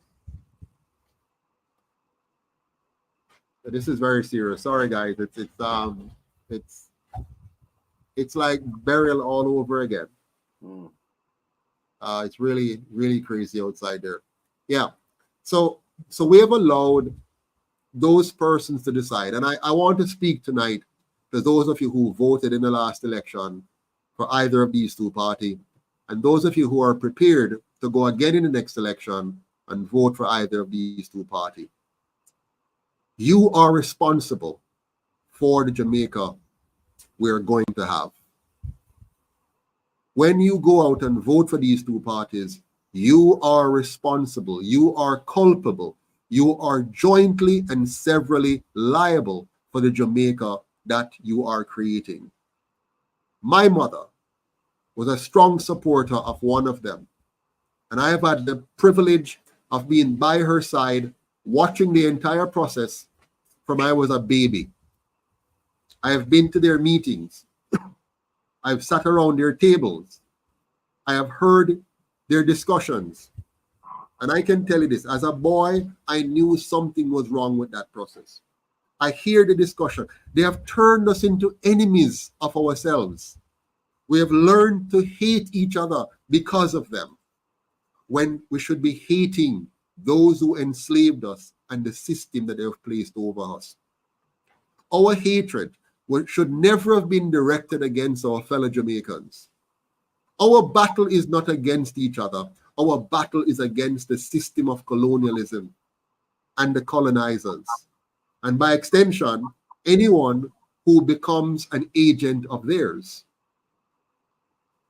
You cannot be a Jamaican who have heard the voice of a Malcolm X and a Marcus Garvey and then decide to vote for any of these two parties. Impossible. Because if you listen to Malcolm X properly, and if you listen to Garvey properly, you would know that any leadership that leads you to become dependent upon foreign masters is a leadership that would lead you right back into slavery. And right now, that's where Jamaica is heading. In a few short years, the majority of us, will own nothing in this country. And if you own something, they're going to push you off of it. They're going to tax you out of it. They're going to regulate you out of it. Right now, if you go to Santa Cruz, on every corner is a Chinese building going up. And I have nothing against the Chinese. The Chinese are not the problem. Your prime minister is, your opposition leader is, your governing party is, your opposing party is. They are the problems because they have created an environment that makes it easier for foreigners to come in and buy and own this country. The foreigners are not the problem. Your government is the problem. And whether you vote out Andrew and put in Mark, that will not change. And if the PNP change Mark and put up Lisa or Crawford, it will not change. And if the JLP get rid of Andrew and put Tufton or somebody else, it will not change. So don't hope for change to come from where change cannot come from. You cannot ask a fox to guard the hen house and expect your chickens to be safe. It's that simple. And we have been asking the fox to guard the chickens for the last 80 years. It's time for us to stop being chickens and rise up like eagles and take back our country now. And stop farm fool. Stop listening to foolishness about the UIC. The UIC is Jamaica's only alternative. Only. There's no other party out there that is developed, that is prepared, that is organized like the UIC. None. They try to destabilize us all the time. And we keep overcoming. In 2018, when I and my wife and Mr. Grandison and Mrs. Grandison and Janet and others were fighting to create the UIC, the government and the opposition through the ECJ was fighting to stop the UIC. And we persevered and we became Jamaica's first non-colonial party to ever be registered in this country as a political movement. We have taken up where Marcus Garvey ended. They stopped Marcus Garvey in the 1930s. They oppressed him and suppressed him. And even though there's a party today which goes by his name, it's nothing like the party he created. It doesn't have the backbone, it doesn't have the spine, it doesn't have the leadership, it doesn't have the direction, it doesn't have the policies that would fix Jamaica. So it's a joke to talk about that's a party. It's not a party. Unless you're talking about a fun party, there you go and have fun. But it's not a political movement that is equipped to do what needs to be done. So forget about the Marcus Garvey party. It's the UIC party now. Marcus Garvey yesterday is the UIC today. And then there are a bunch of imposters out there who are concocting all kinds of things, trying to borrow here and there from the UIC with some talkative folks who don't have a clue what they're talking about. They don't understand the economy. They don't understand finance. They don't understand governance. They don't understand system, but they're out there farming fool because their only objective is to destroy Joseph Patterson and the UIC. They have nothing in place for the Jamaican people. No plan to fix Jamaica. All they want is to get rid of one man and one movement. That's their objective. They're not there to offer you anything but to make sure you stick with the two colonial parties that you know and trust. But I'm telling you today that you have the power in your hand to bring about real change in Jamaica. And that begins by doing three simple things: joining, volunteering, and donating. Let me explain this to you. There is no party in the history of the world that can succeed without money. None whatsoever. The question is where your money come from. Where, if for example, you're a candidate, let's say you're a candidate in a community running to win for that community. If your money comes from the gang leader in the community, what you're going to do when you're elected? If the gang leader, the Don, the Prezi in the community him determine if you win or lose. What kind of leader will you be? You will be a puppet of the gang leader. If the gang leader fund you, you don't work for the people, you work for the gang leader. Yes, you might pretend, you might get him a book, buy a book, pay for some book on the book list for one person. You might buy a sheet of zinc for some. You might give a bag of cement to some. You might give some fertilizer to another or some hog feed to another. It doesn't mean he's working for you. He's just placating you. He's buying you. He might friend you up to keep you happy in your misery. And then now, the policies and laws he makes or the representation that he gives is in order to further the interest of the gang leader. Now let's make that national. Who is the gang today? The gang today in Jamaica is the PSOJ oligarchs. That's the gang. It's a gang that wears nice shirt and tie and jacket. It's a gang that sits in nice boardrooms with mahogany tables and chandeliers. It's a gang that drives beautiful vehicles. It's a gang that when you see them, they look upstanding and they can cut ribbons and look good. And so you think that's a good gang. No, it's a bad gang. Because that gang is going to make sure that your road not get fixed properly, your police don't work properly, your economy doesn't work for you. That's the kind of gang that you have. And when that gang funds your party and that party they win, the party now work for you. The party is working for that gang. And for 80 years, those two parties have been working for that gang. So what do you expect? The result is going to be to make the PSOJ oligarchs richer. They're going to get richer and richer, and yes, they can hire you and pay you minimum wage. They can hire you and pay you less than you should be paid so that they get the premium. So if you go to America or Canada or England, the same job, you get 4 times the amount for it, and here you get 1/4 the amount for it. That's what the gang does.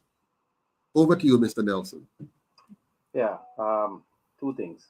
The first one is I want to touch on a point that you made in the sense that the UIC is definitely for, replacing the Marcus Garvey Party. And one of the things that the people need to understand, right?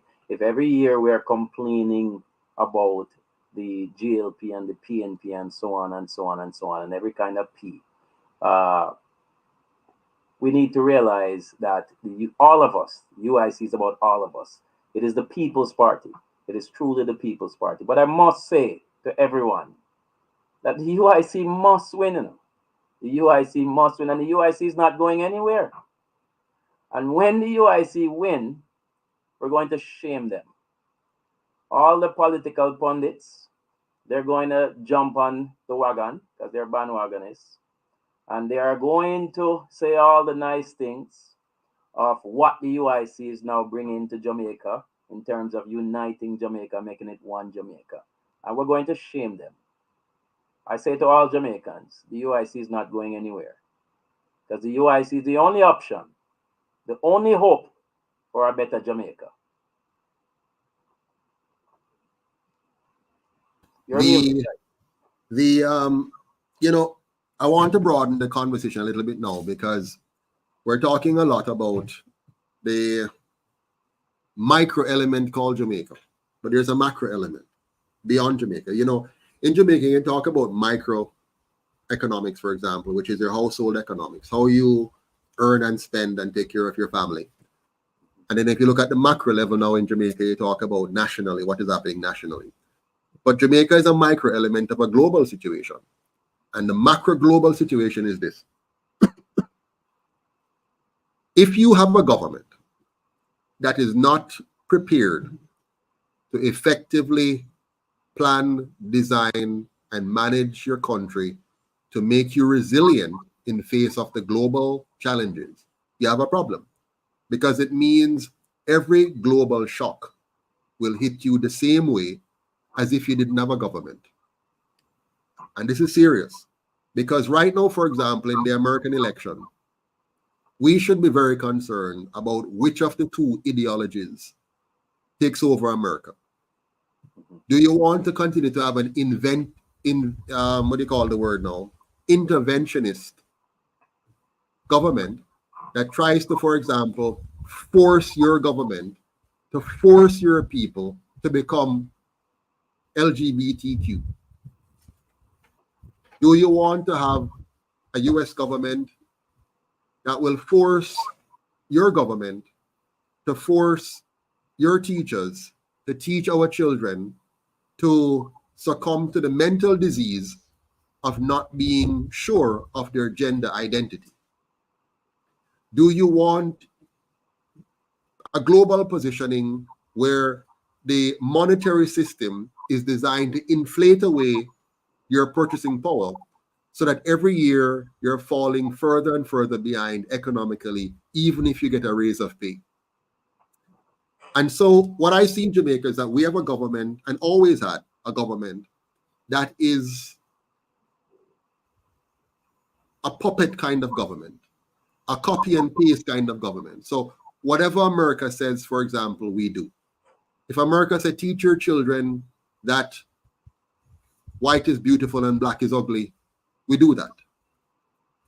If it says, teach your children not to become economically wise and technologically brilliant, we do that. We do not have a government that pays attention to what is really happening and saying, how do I safeguard my people from this? How do I educate my people to be aware of and respond appropriately to this? How do I build our human capital so that our people are intellectually, technically, academically powerful, so that they cannot be easily manipulated by anything, be it via TikTok or mainstream media or anything else? But instead, what we have is a government that is not of the people, by the people, or for the people, but a government which is of the colonial masters, by the colonial masters, and for the colonial masters. And so all that they do is designed to sink the Jamaican people to whatever level the colonial masters want, as long as the colonial masters attach a grain of loan or grant to the agreement.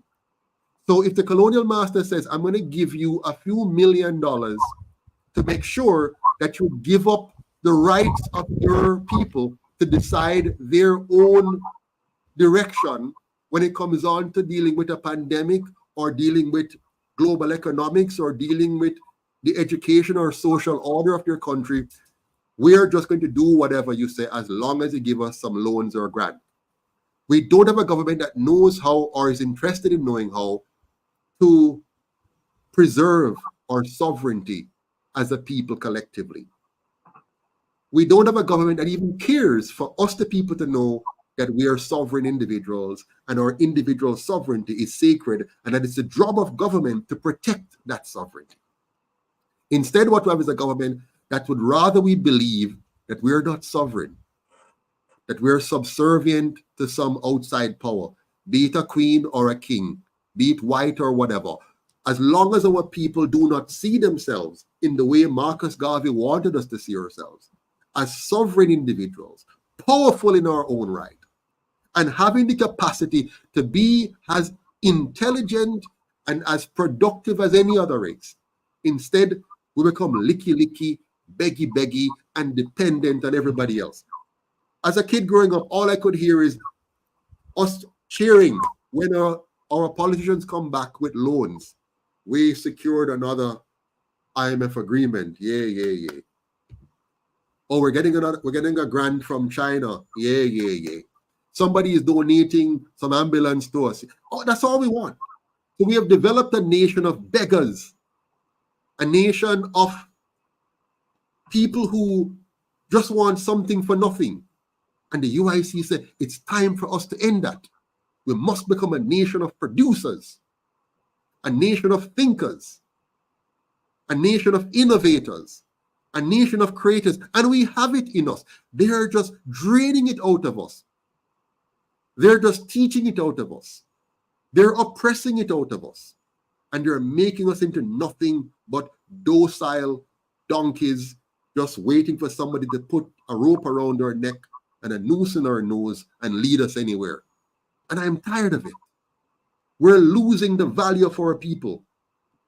Our young men and women are lost. Look at them. Look around. They're walking aimlessly on the street. You see them, some of them who have a little job to go to, they look zoned out. You go into the stores and look and see many of our workers there. They're working in the Chinaman grocery store. They just look lost. Am I lying? Do you see it? No, for sure. Yeah. For sure. I see it every day. Lost. Many of them are going to the call center depressed. Their shoulders have dropped. Their heads are down. They have no hope. They're wishing and hoping for a visa to just leave this wretched country. Everybody, the majority. And I'm saying we don't have to be this way. We can be better. We should be better.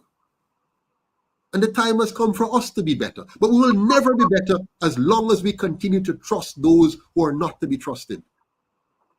How much longer do you want to be in a marriage where the husband is abusive, or the wife for that matter?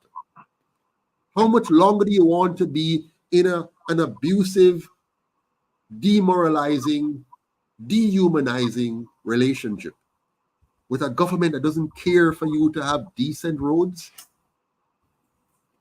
A little hurricane come and you can't have water. Water don't run on lines. Water run on the ground. Water run in pipes, for Christ's sake. So if you don't even have light, you must have water, because every single solitary station, pump station, should have a backup generator. Every single pump station. So even if the light gone, you should have water. And the light shouldn't be gone for long. Why I'm saying this? I just went to Singapore the other day. I couldn't find, maybe I missed it, but I couldn't find any overhead lines. Because Singapore, which got independence in 1965, 3 years after us, from Great Britain, was smart enough to know it better to put the lines underground. So when the wind comes, like now, when the tree falls, like now, the lines are secured underground. And we would not lose electricity in the way that we have lost electricity now. That is forward thinking. That is UIC thinking. That is the kind of thinking we need to be running this country. Not these wishy-washy, worthless politicians that are there to line their pockets at our expense and telling us lies and talking about discount from JP. We don't want a discount from JPS. We want light. We don't want a discount. We want light. And we want light inexpensively.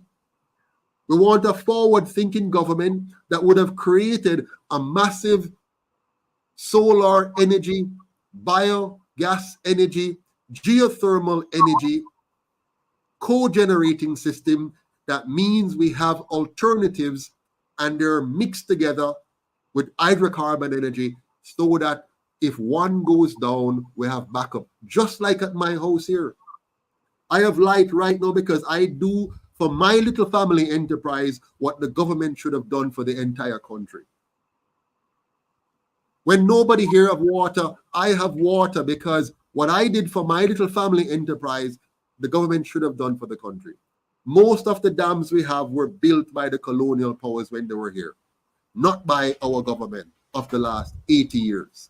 We're still using old infrastructure. We have not built a water harvesting structure across the country. Every year, South St. Elizabeth farmers are complaining about drought. Why? Because they do not have a government that cares, only a government that lies, a government that deceives, a government that divides, a government that tricks to hold on to power. And they know that after we find out that they're bad and vote them out, they just have to wait their time, bide their time. They're going to come back right around. See, we gave the PNP 18 and a half years. What did they do? Right now, the PNP should never be re-elected in this country. Never. How can you get 18 and a half years straight and Jamaica is worse when you finish than when you got in? Sorry, go ahead, Mr. Nelson. Yeah, but and to add to that, not just the PNP should never be voted in for 18 No, I'm going to years. come back to the GLP after. I mean, no, Yeah, no, because hold on. Let me yeah, tell you because something. fact of the matter is they were on the other side and they were complaining about the PNP, and they have come in now and they have come in with some of the worst scandals that we've seen for so many years. So it's ridiculous. I'd like to use, there's a famous saying analogy applied in men and women relationships, and I'd like to attach that to the present situation. Yes. Any leader can buy a bag of rice. Any leader can wear clocks and pose in it. But it takes a real leader to show you how to have a better nation and to actually do it. Absolutely. Time Absolutely. come. Time come, Absolutely. Jamaicans. Yeah. And the I just lost another tree. Now I hear it over there. Oh, you heard that? It just Yeah, shook it's the still going entire. on, eh? It just shook the entire place. Where is this here? All right. So I just talk about the PNP for 18 and a half years. And I don't want I don't want my listeners, my viewers, to take what I just said lightly. No party in Jamaica has ever had 18 and a half years straight. No party at all has ever had 18 and a half years straight. So the PNP has no credibility, none whatsoever, to ever again be elected in this country, ever. Now, let's look at the GLP. The GLP has always been given the first chance in this country.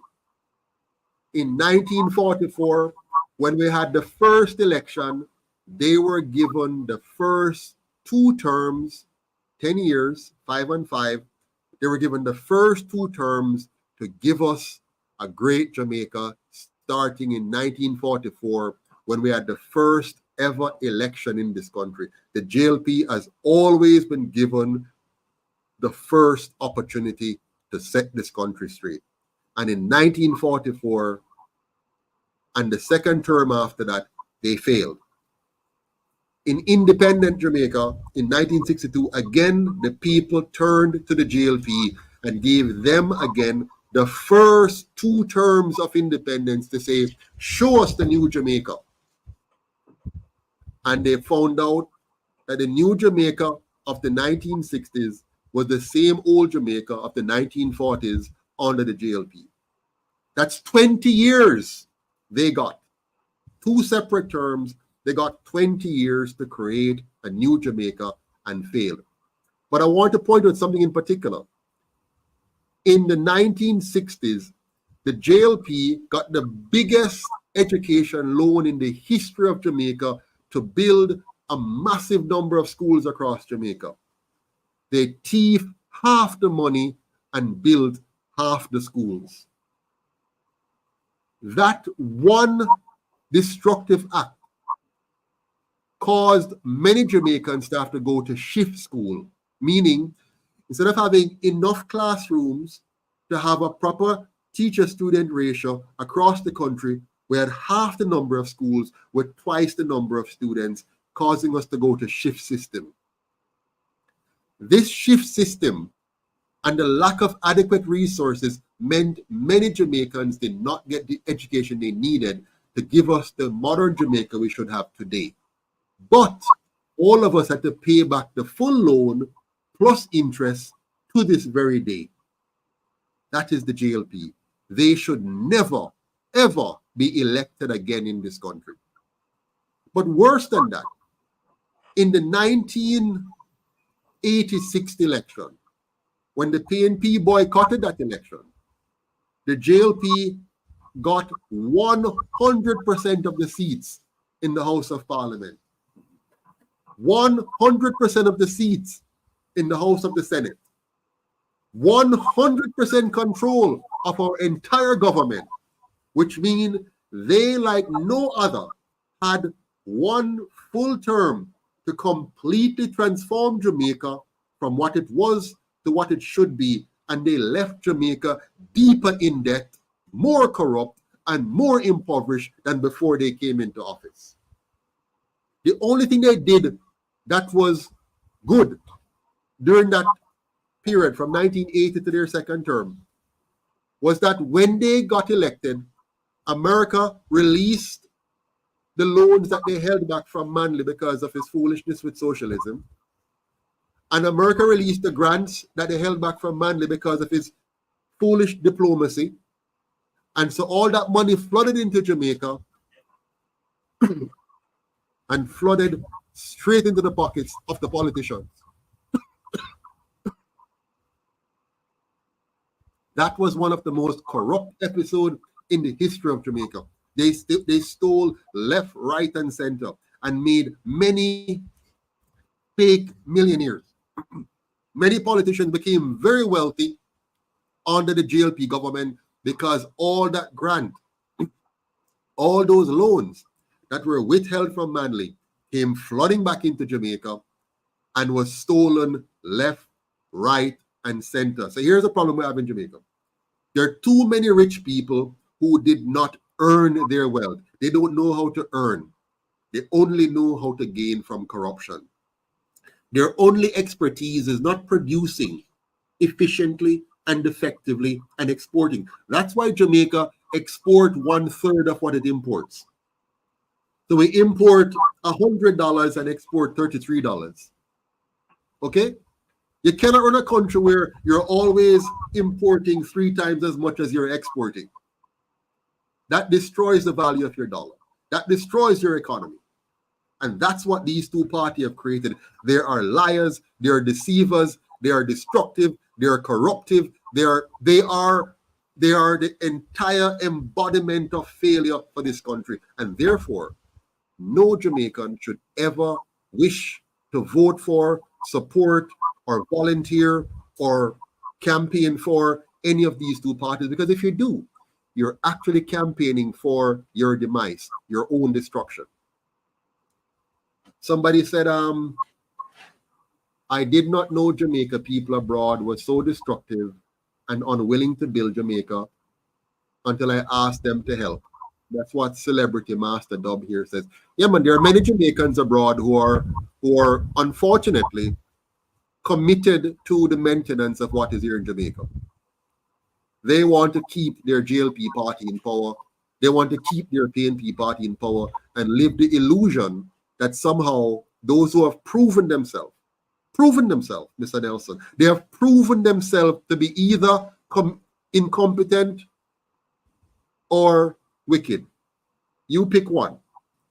So they're either incompetent, which means you need to fire them, or they're wicked, which means you need to fire them. But there's no way you can tell me that you have looked at the performance, and guess what they're going to say? Well, we don't have any option. You will never have an option if you can create one.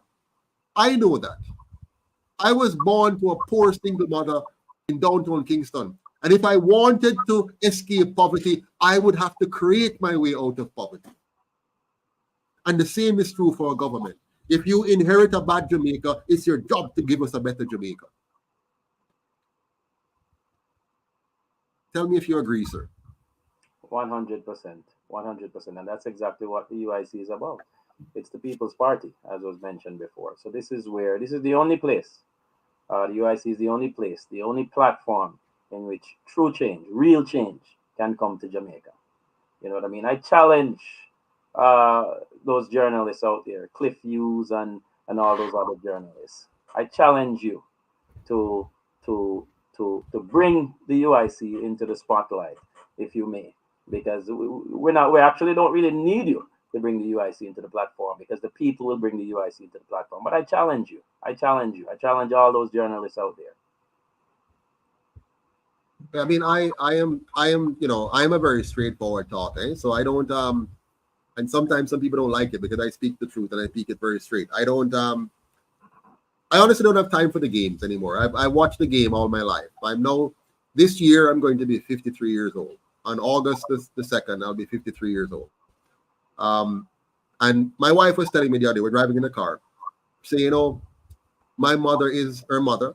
is now 75 years old.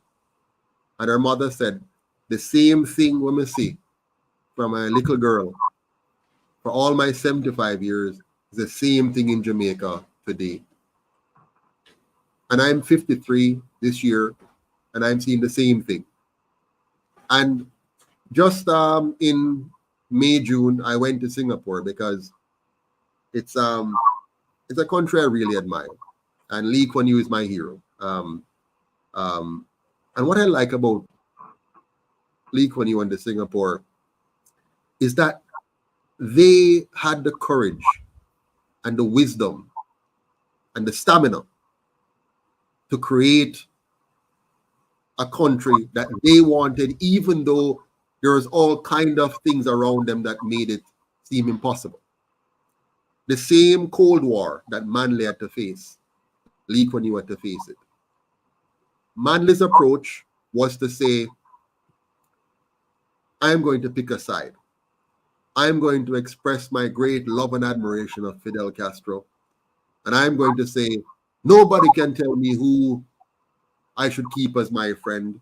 And I can align myself with anybody I want and then beat him chess. But at whose expense? Mine and yours. Lee Kuan Yew on the other side said,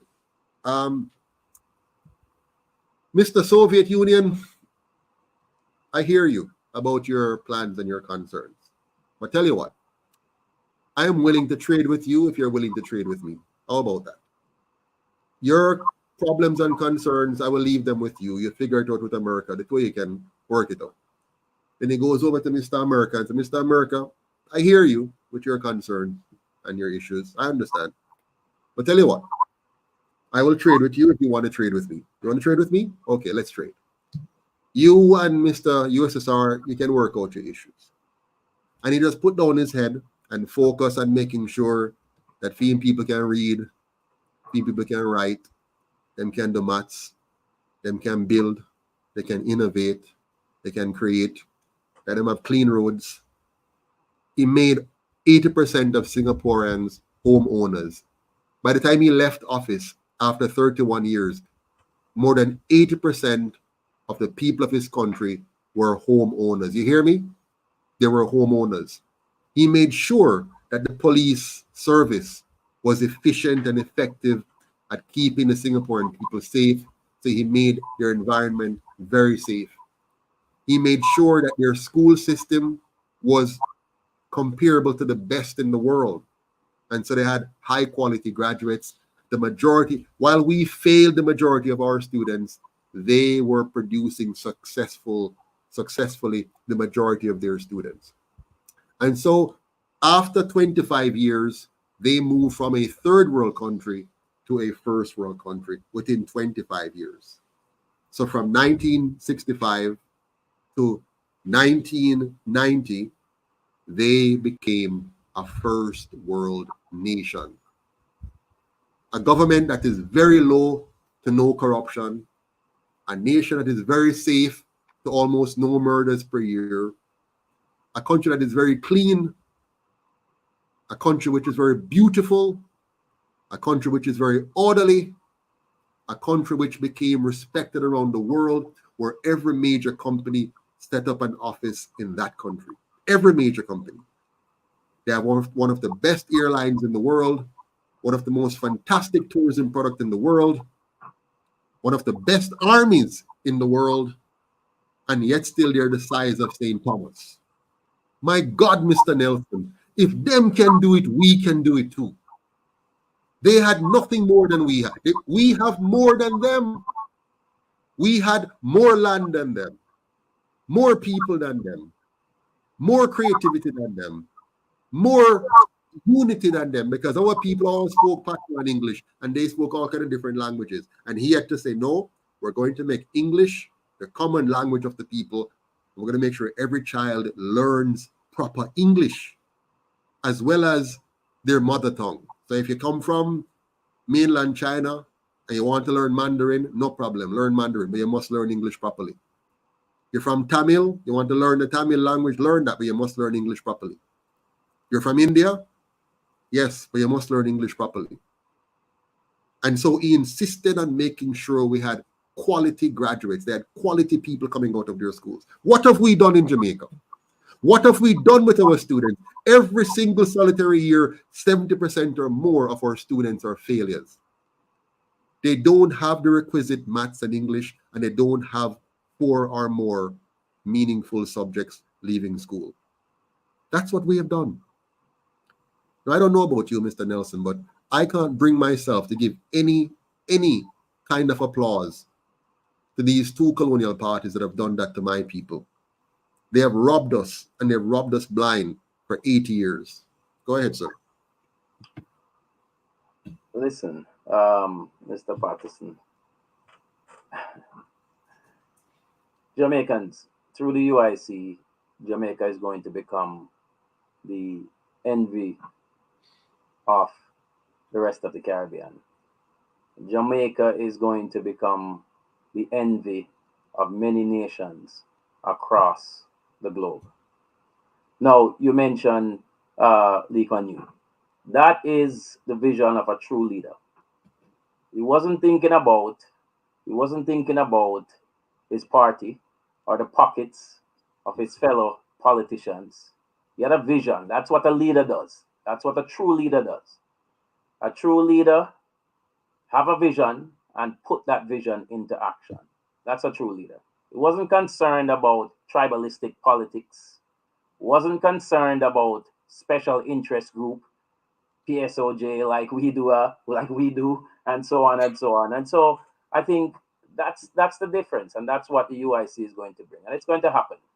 Change is going to happen. I want to just, somebody mentioned here, they said Michelle White says they put sanctions on Jamaica because Manley wanted to nationalize all the country's resources. They scared Jamaicans into calling for American support by creating violence in the country.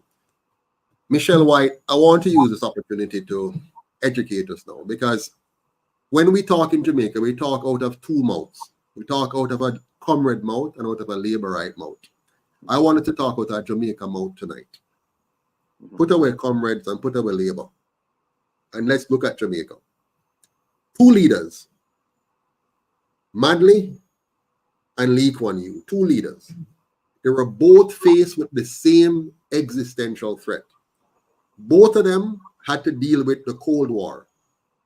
USSR wants to push a totalitarian communist regime where things are centralized and government becomes God and control the life of the people. And the USA, which had a hypocritical democracy, hypocritical freedom, where they pretend to care about freedom and liberty, but what they care about is to control the national resources of other countries, particularly oil, and to maintain the oligarchy of their society. Okay? Those are the 2 conflicting bodies that are fighting here. Now, mind you, if you have to live in a world of either communist Russia or communist China, or a world of hypocritical freedom and liberty of America, your best bet is the latter. If you have to live into one or the other, because in the latter, you have some amount of freedom to have some amount of self-actualization, even though it is quite hypocritical and is actually playing games. But it's a dangerous thing to live under communist China or USSR, because you lose it. I mean, you lose it immediately, okay? You lose your right. But the issue here is 2 leaders, Lee Kuan Yew and Manley. The question is, what should those 2 leaders do facing the same existential threat? Lee Kuan Yew was extremely diplomatic, very creative at not getting in the crosshairs of the 2, playing them off each other without taking sides while focusing on building his nation. Manley focused on rhetoric. Manley beat him chess and talks about, you can't choose who my friends are. And he gets up and he does whole heap of speeches about, how you have the globalists doing this and this doing that, whatever. But at the end of the day, he picked a war with his closest ally, meaning Jamaica got most of its loans and most of its grants from America. How do you not carefully navigate that relationship? Most of your loans, all of your loans, the majority of your loans comes from America. Most of your grants come from America. You have not yet developed your local Jamaica to withstand any major withdrawal of those loans or grants. But you're going to behave in your diplomacy as if you don't need it.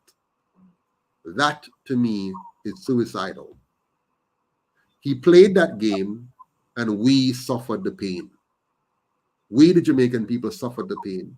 What he should have done is to adopt the Lee Kuan Yew approach and take time, draw your hand out of the mouth of the lion, and build up your country to the point where by the time America realizes how well you have done, you're a solid nation that can speak on the world stage and command the attention of others because you fix up a yard very well. Lee Kuan Yew fix up Theme Yard. So when Lee Kuan Yew goes to America, they invite him to come and speak to all of their major business leaders and politicians because he now commands their respect because he fix up a yard. Let us fix up a yard. Let's make sure that our kids are the brightest in the world. Let's make sure that our streets are the safest in the world.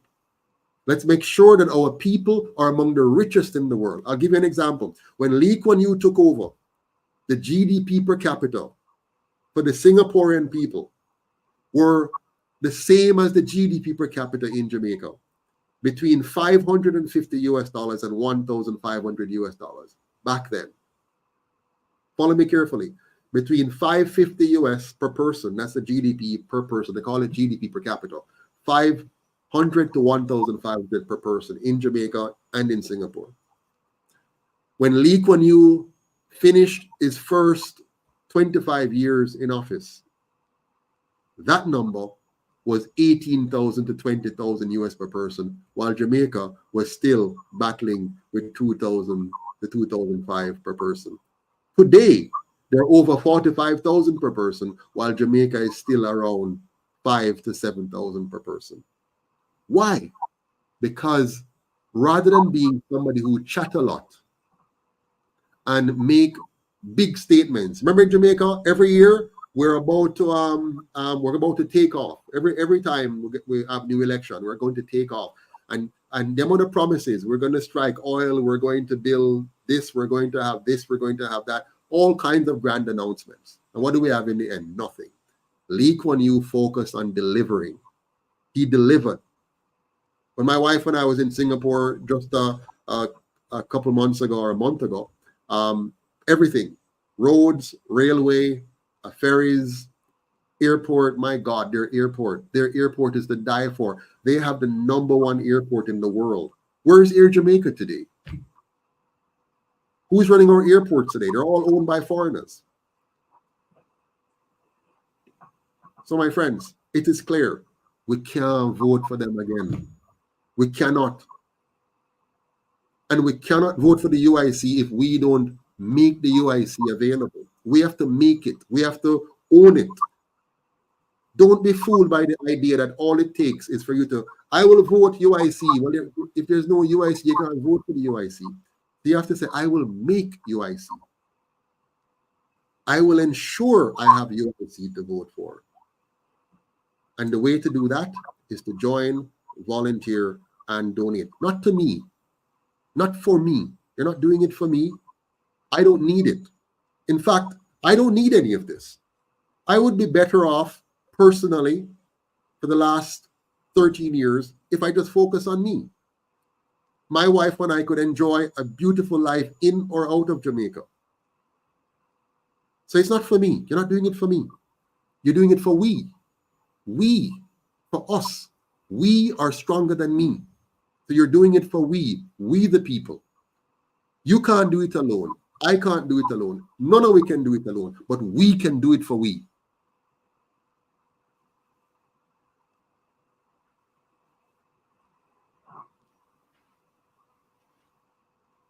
Well said.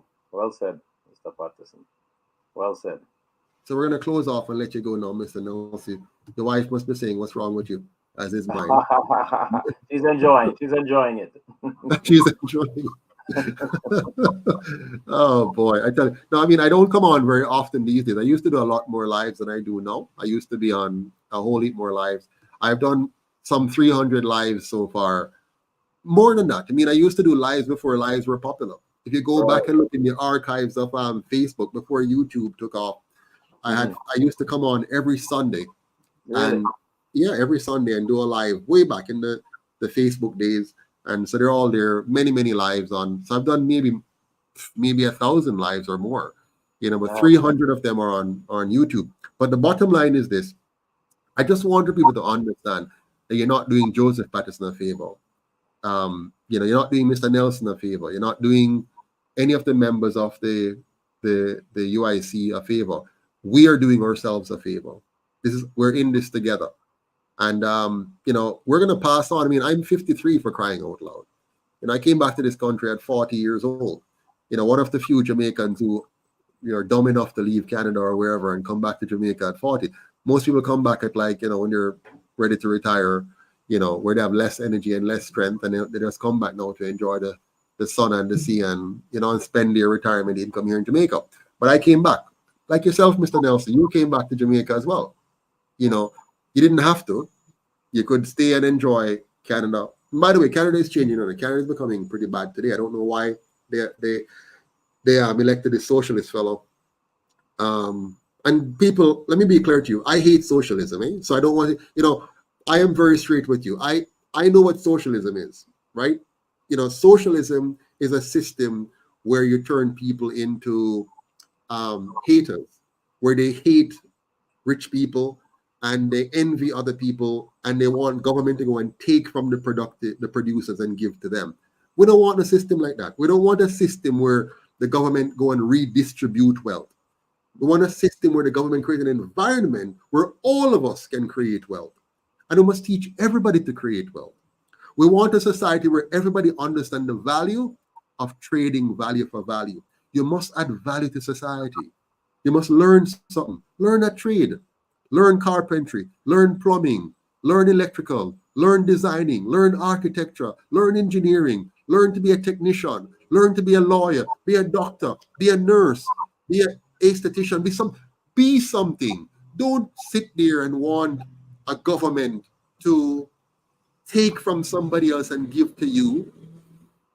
That is diabolical. That is sinful. Even the Bible said if you don't work, you shouldn't eat. So we don't want socialism. We don't want communism unless it's voluntary.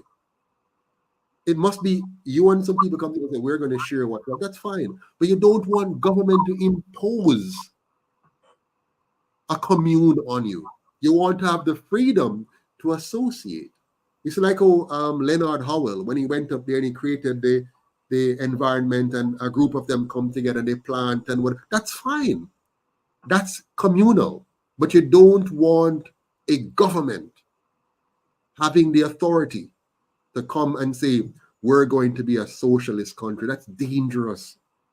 It may sound good on paper, but what you're doing, you're giving up your freedom. You're giving up your sovereignty, the right to choose, the right to have your own voice, the right to speak. You want to make sure you have the freedom to create, to innovate, to produce, to earn, to trade, and even to share. Charity is not charity if it is forced. Charity is only charity if you are freely giving. From the goodness of your heart, you're giving to someone because you want to, not because you're being forced to. So we don't want no force in this system. We don't want no fraud in this system. We want a system where every man and woman is a free moral agent. Me and you can choose to work together. We can be a partnership. We can have a joint venture. We can have a corporation, whatever, or be a sole trader. But you must be free to make your own choices. And you must not have the power of the state to say, go take what him have and give to me. Because remember, if you give the state that power, they might come after you too.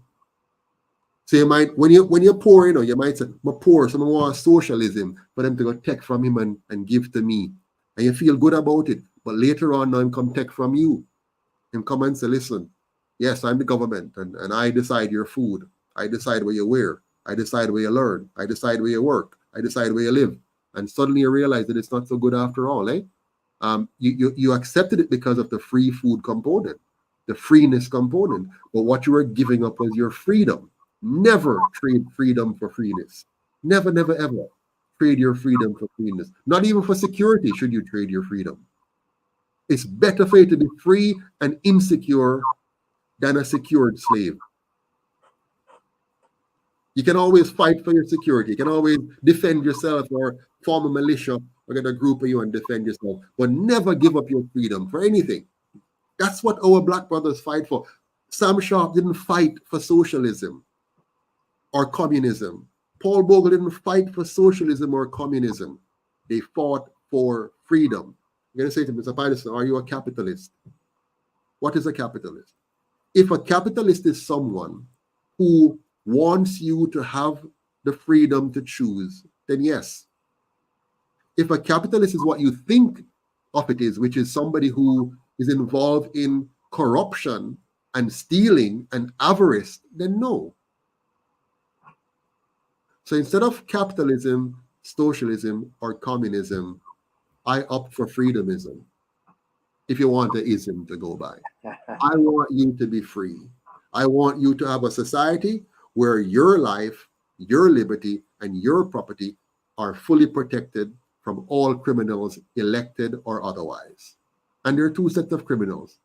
There are criminals who are elected, like the ones we have in Jamaica, and then there are unelected criminals. Just like how there are also criminals in uniform and criminals outside of uniforms.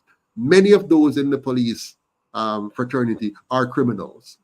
They just happen to have on a uniform, and that uniform covers the veneer of their evil, and they get to use that uniform to carry out all manner of evil. Just like a doctor can be in a nice white lab coat, but he's not pure. He can be just as corrupt as somebody who has no white lab coat. Just like a person who may have a PhD or a master's, but they're just as depraved as somebody with a high school education or none.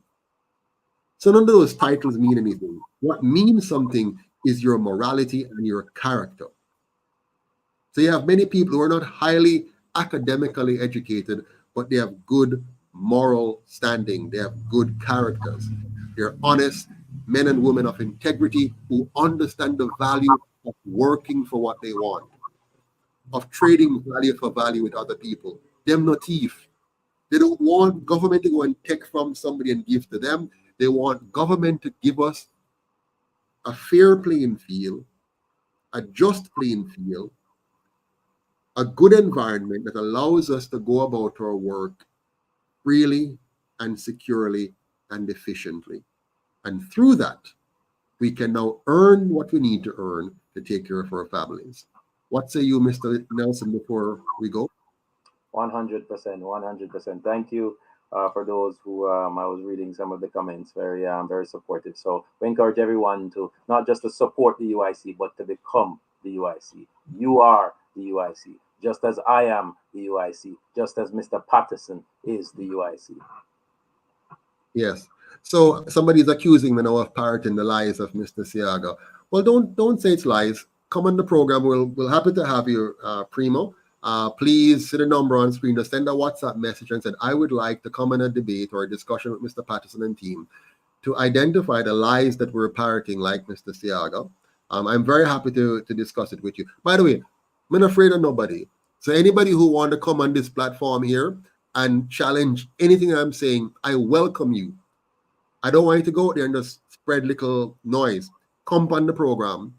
To the number on the screen there, send a WhatsApp message and say, I want to come on and discuss or debate or challenge Mr. Patterson on what he's saying about whatever it is. So if you think I am parroting the lies of Mr. Siaga, come on this program here and let's defend that in a proper discussion here. Now hide behind some little comments on there. Come on the program and let's talk, because I'm not afraid. I know that communism is bad and evil and wicked. Any system at all that takes away your freedom of speech, which communism does. You know, in communism, they tell you, if you say this, they'll lock you up. Any system that takes away your freedom of movement, which communism does. They said, okay, we want to move people to live here or live here. You can't go there or can't go there.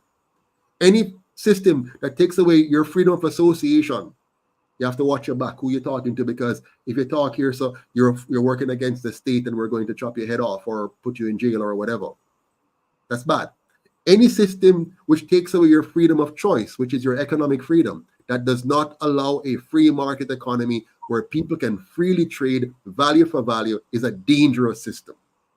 And that's communism. And socialism is simply a precursor to communism. I'm not parroting Mr. Siaga. I'm not parroting anybody. I'm telling you a fact. And I'm more than happy to show you how systems work, why communism and socialism are destructive. I'm ready and willing to show you that very clearly. I can walk you through all forms of governance structure and show you why these things are dangerous. And you must never allow yourself to be sucked into it because of the niceties that it tells you.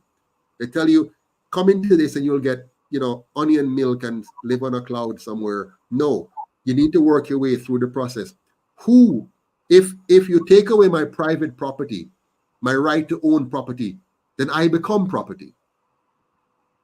I become your property. And who will own us? When you say the government or the state or all of us will own this in common, then who owns it? Have you ever seen a community center which is owned by the community? Have you ever seen anything in the community? They said, this space is owned by the community. Do you ever see it in very good repair and well managed normally in any community? Just leave it up to the community. What happens to it? It's destroyed. The very people will thief the windows and the doors and the zinc, and it mash up. So there's a role for government and there's a role for the private citizen.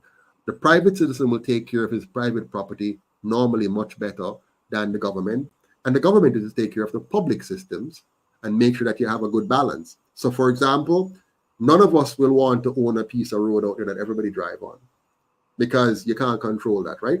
So the government owns the road on our behalf. And then the government is to make sure the road is proper.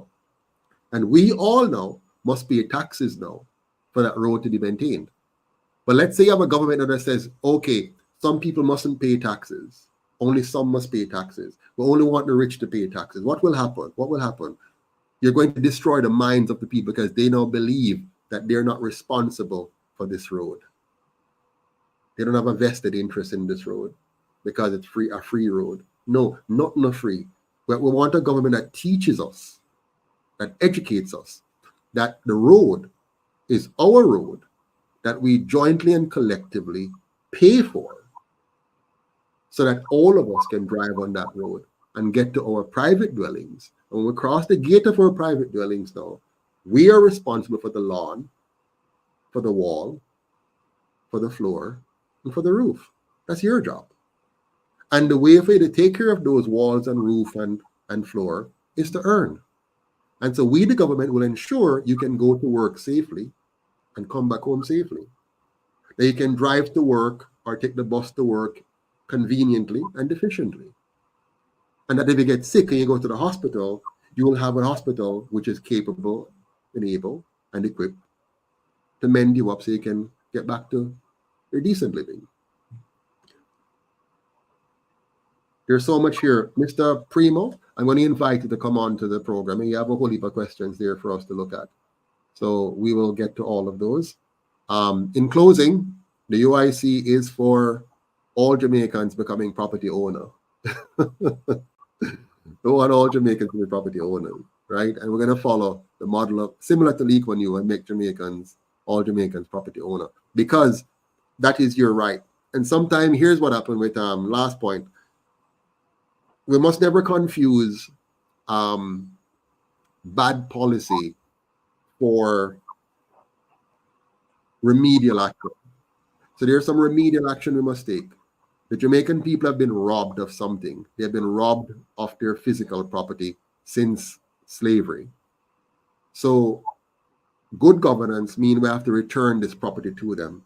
It's stolen by the colonial masters, stolen by the slave owners, and then subsequently kept by their two colonial parties. So they have withheld from you the land that belongs to your foreparents, that would have been yours if it wasn't stolen from your foreparents. So the UIC is going to return that land to you. We're going to make sure that you get back what was stolen. Now, don't confuse that now with, for example, socialistic ideals, which say you're going to get everything for free, because that's not the game here. What we're doing is returning to you stolen property. You see the difference? So we're not offering you to give you something for nothing. It's your own thing that was stolen from you. So let's make it simple for you. Let's say your grandfather had a piece of land in St. Mary, and some people came into the community and stole the land from your grandfather. Yeah. What should happen? That land needs to come back to you. So even if it's 20 years later and we discover the fact that it was stolen from you, then we need to return this land to you, even if it's 20 years later. So the same thing is true for the entire Jamaican population. The land was stolen from our ancestors, and it is our job when we form the government to redress that and get that land back into the hands of the people and out of the claws of government and out of the claws of the so-called crown, and from anyone who have participated in the theft of your foreparents' land. So I'll end it there for tonight, and I want to apologize for not having Mr.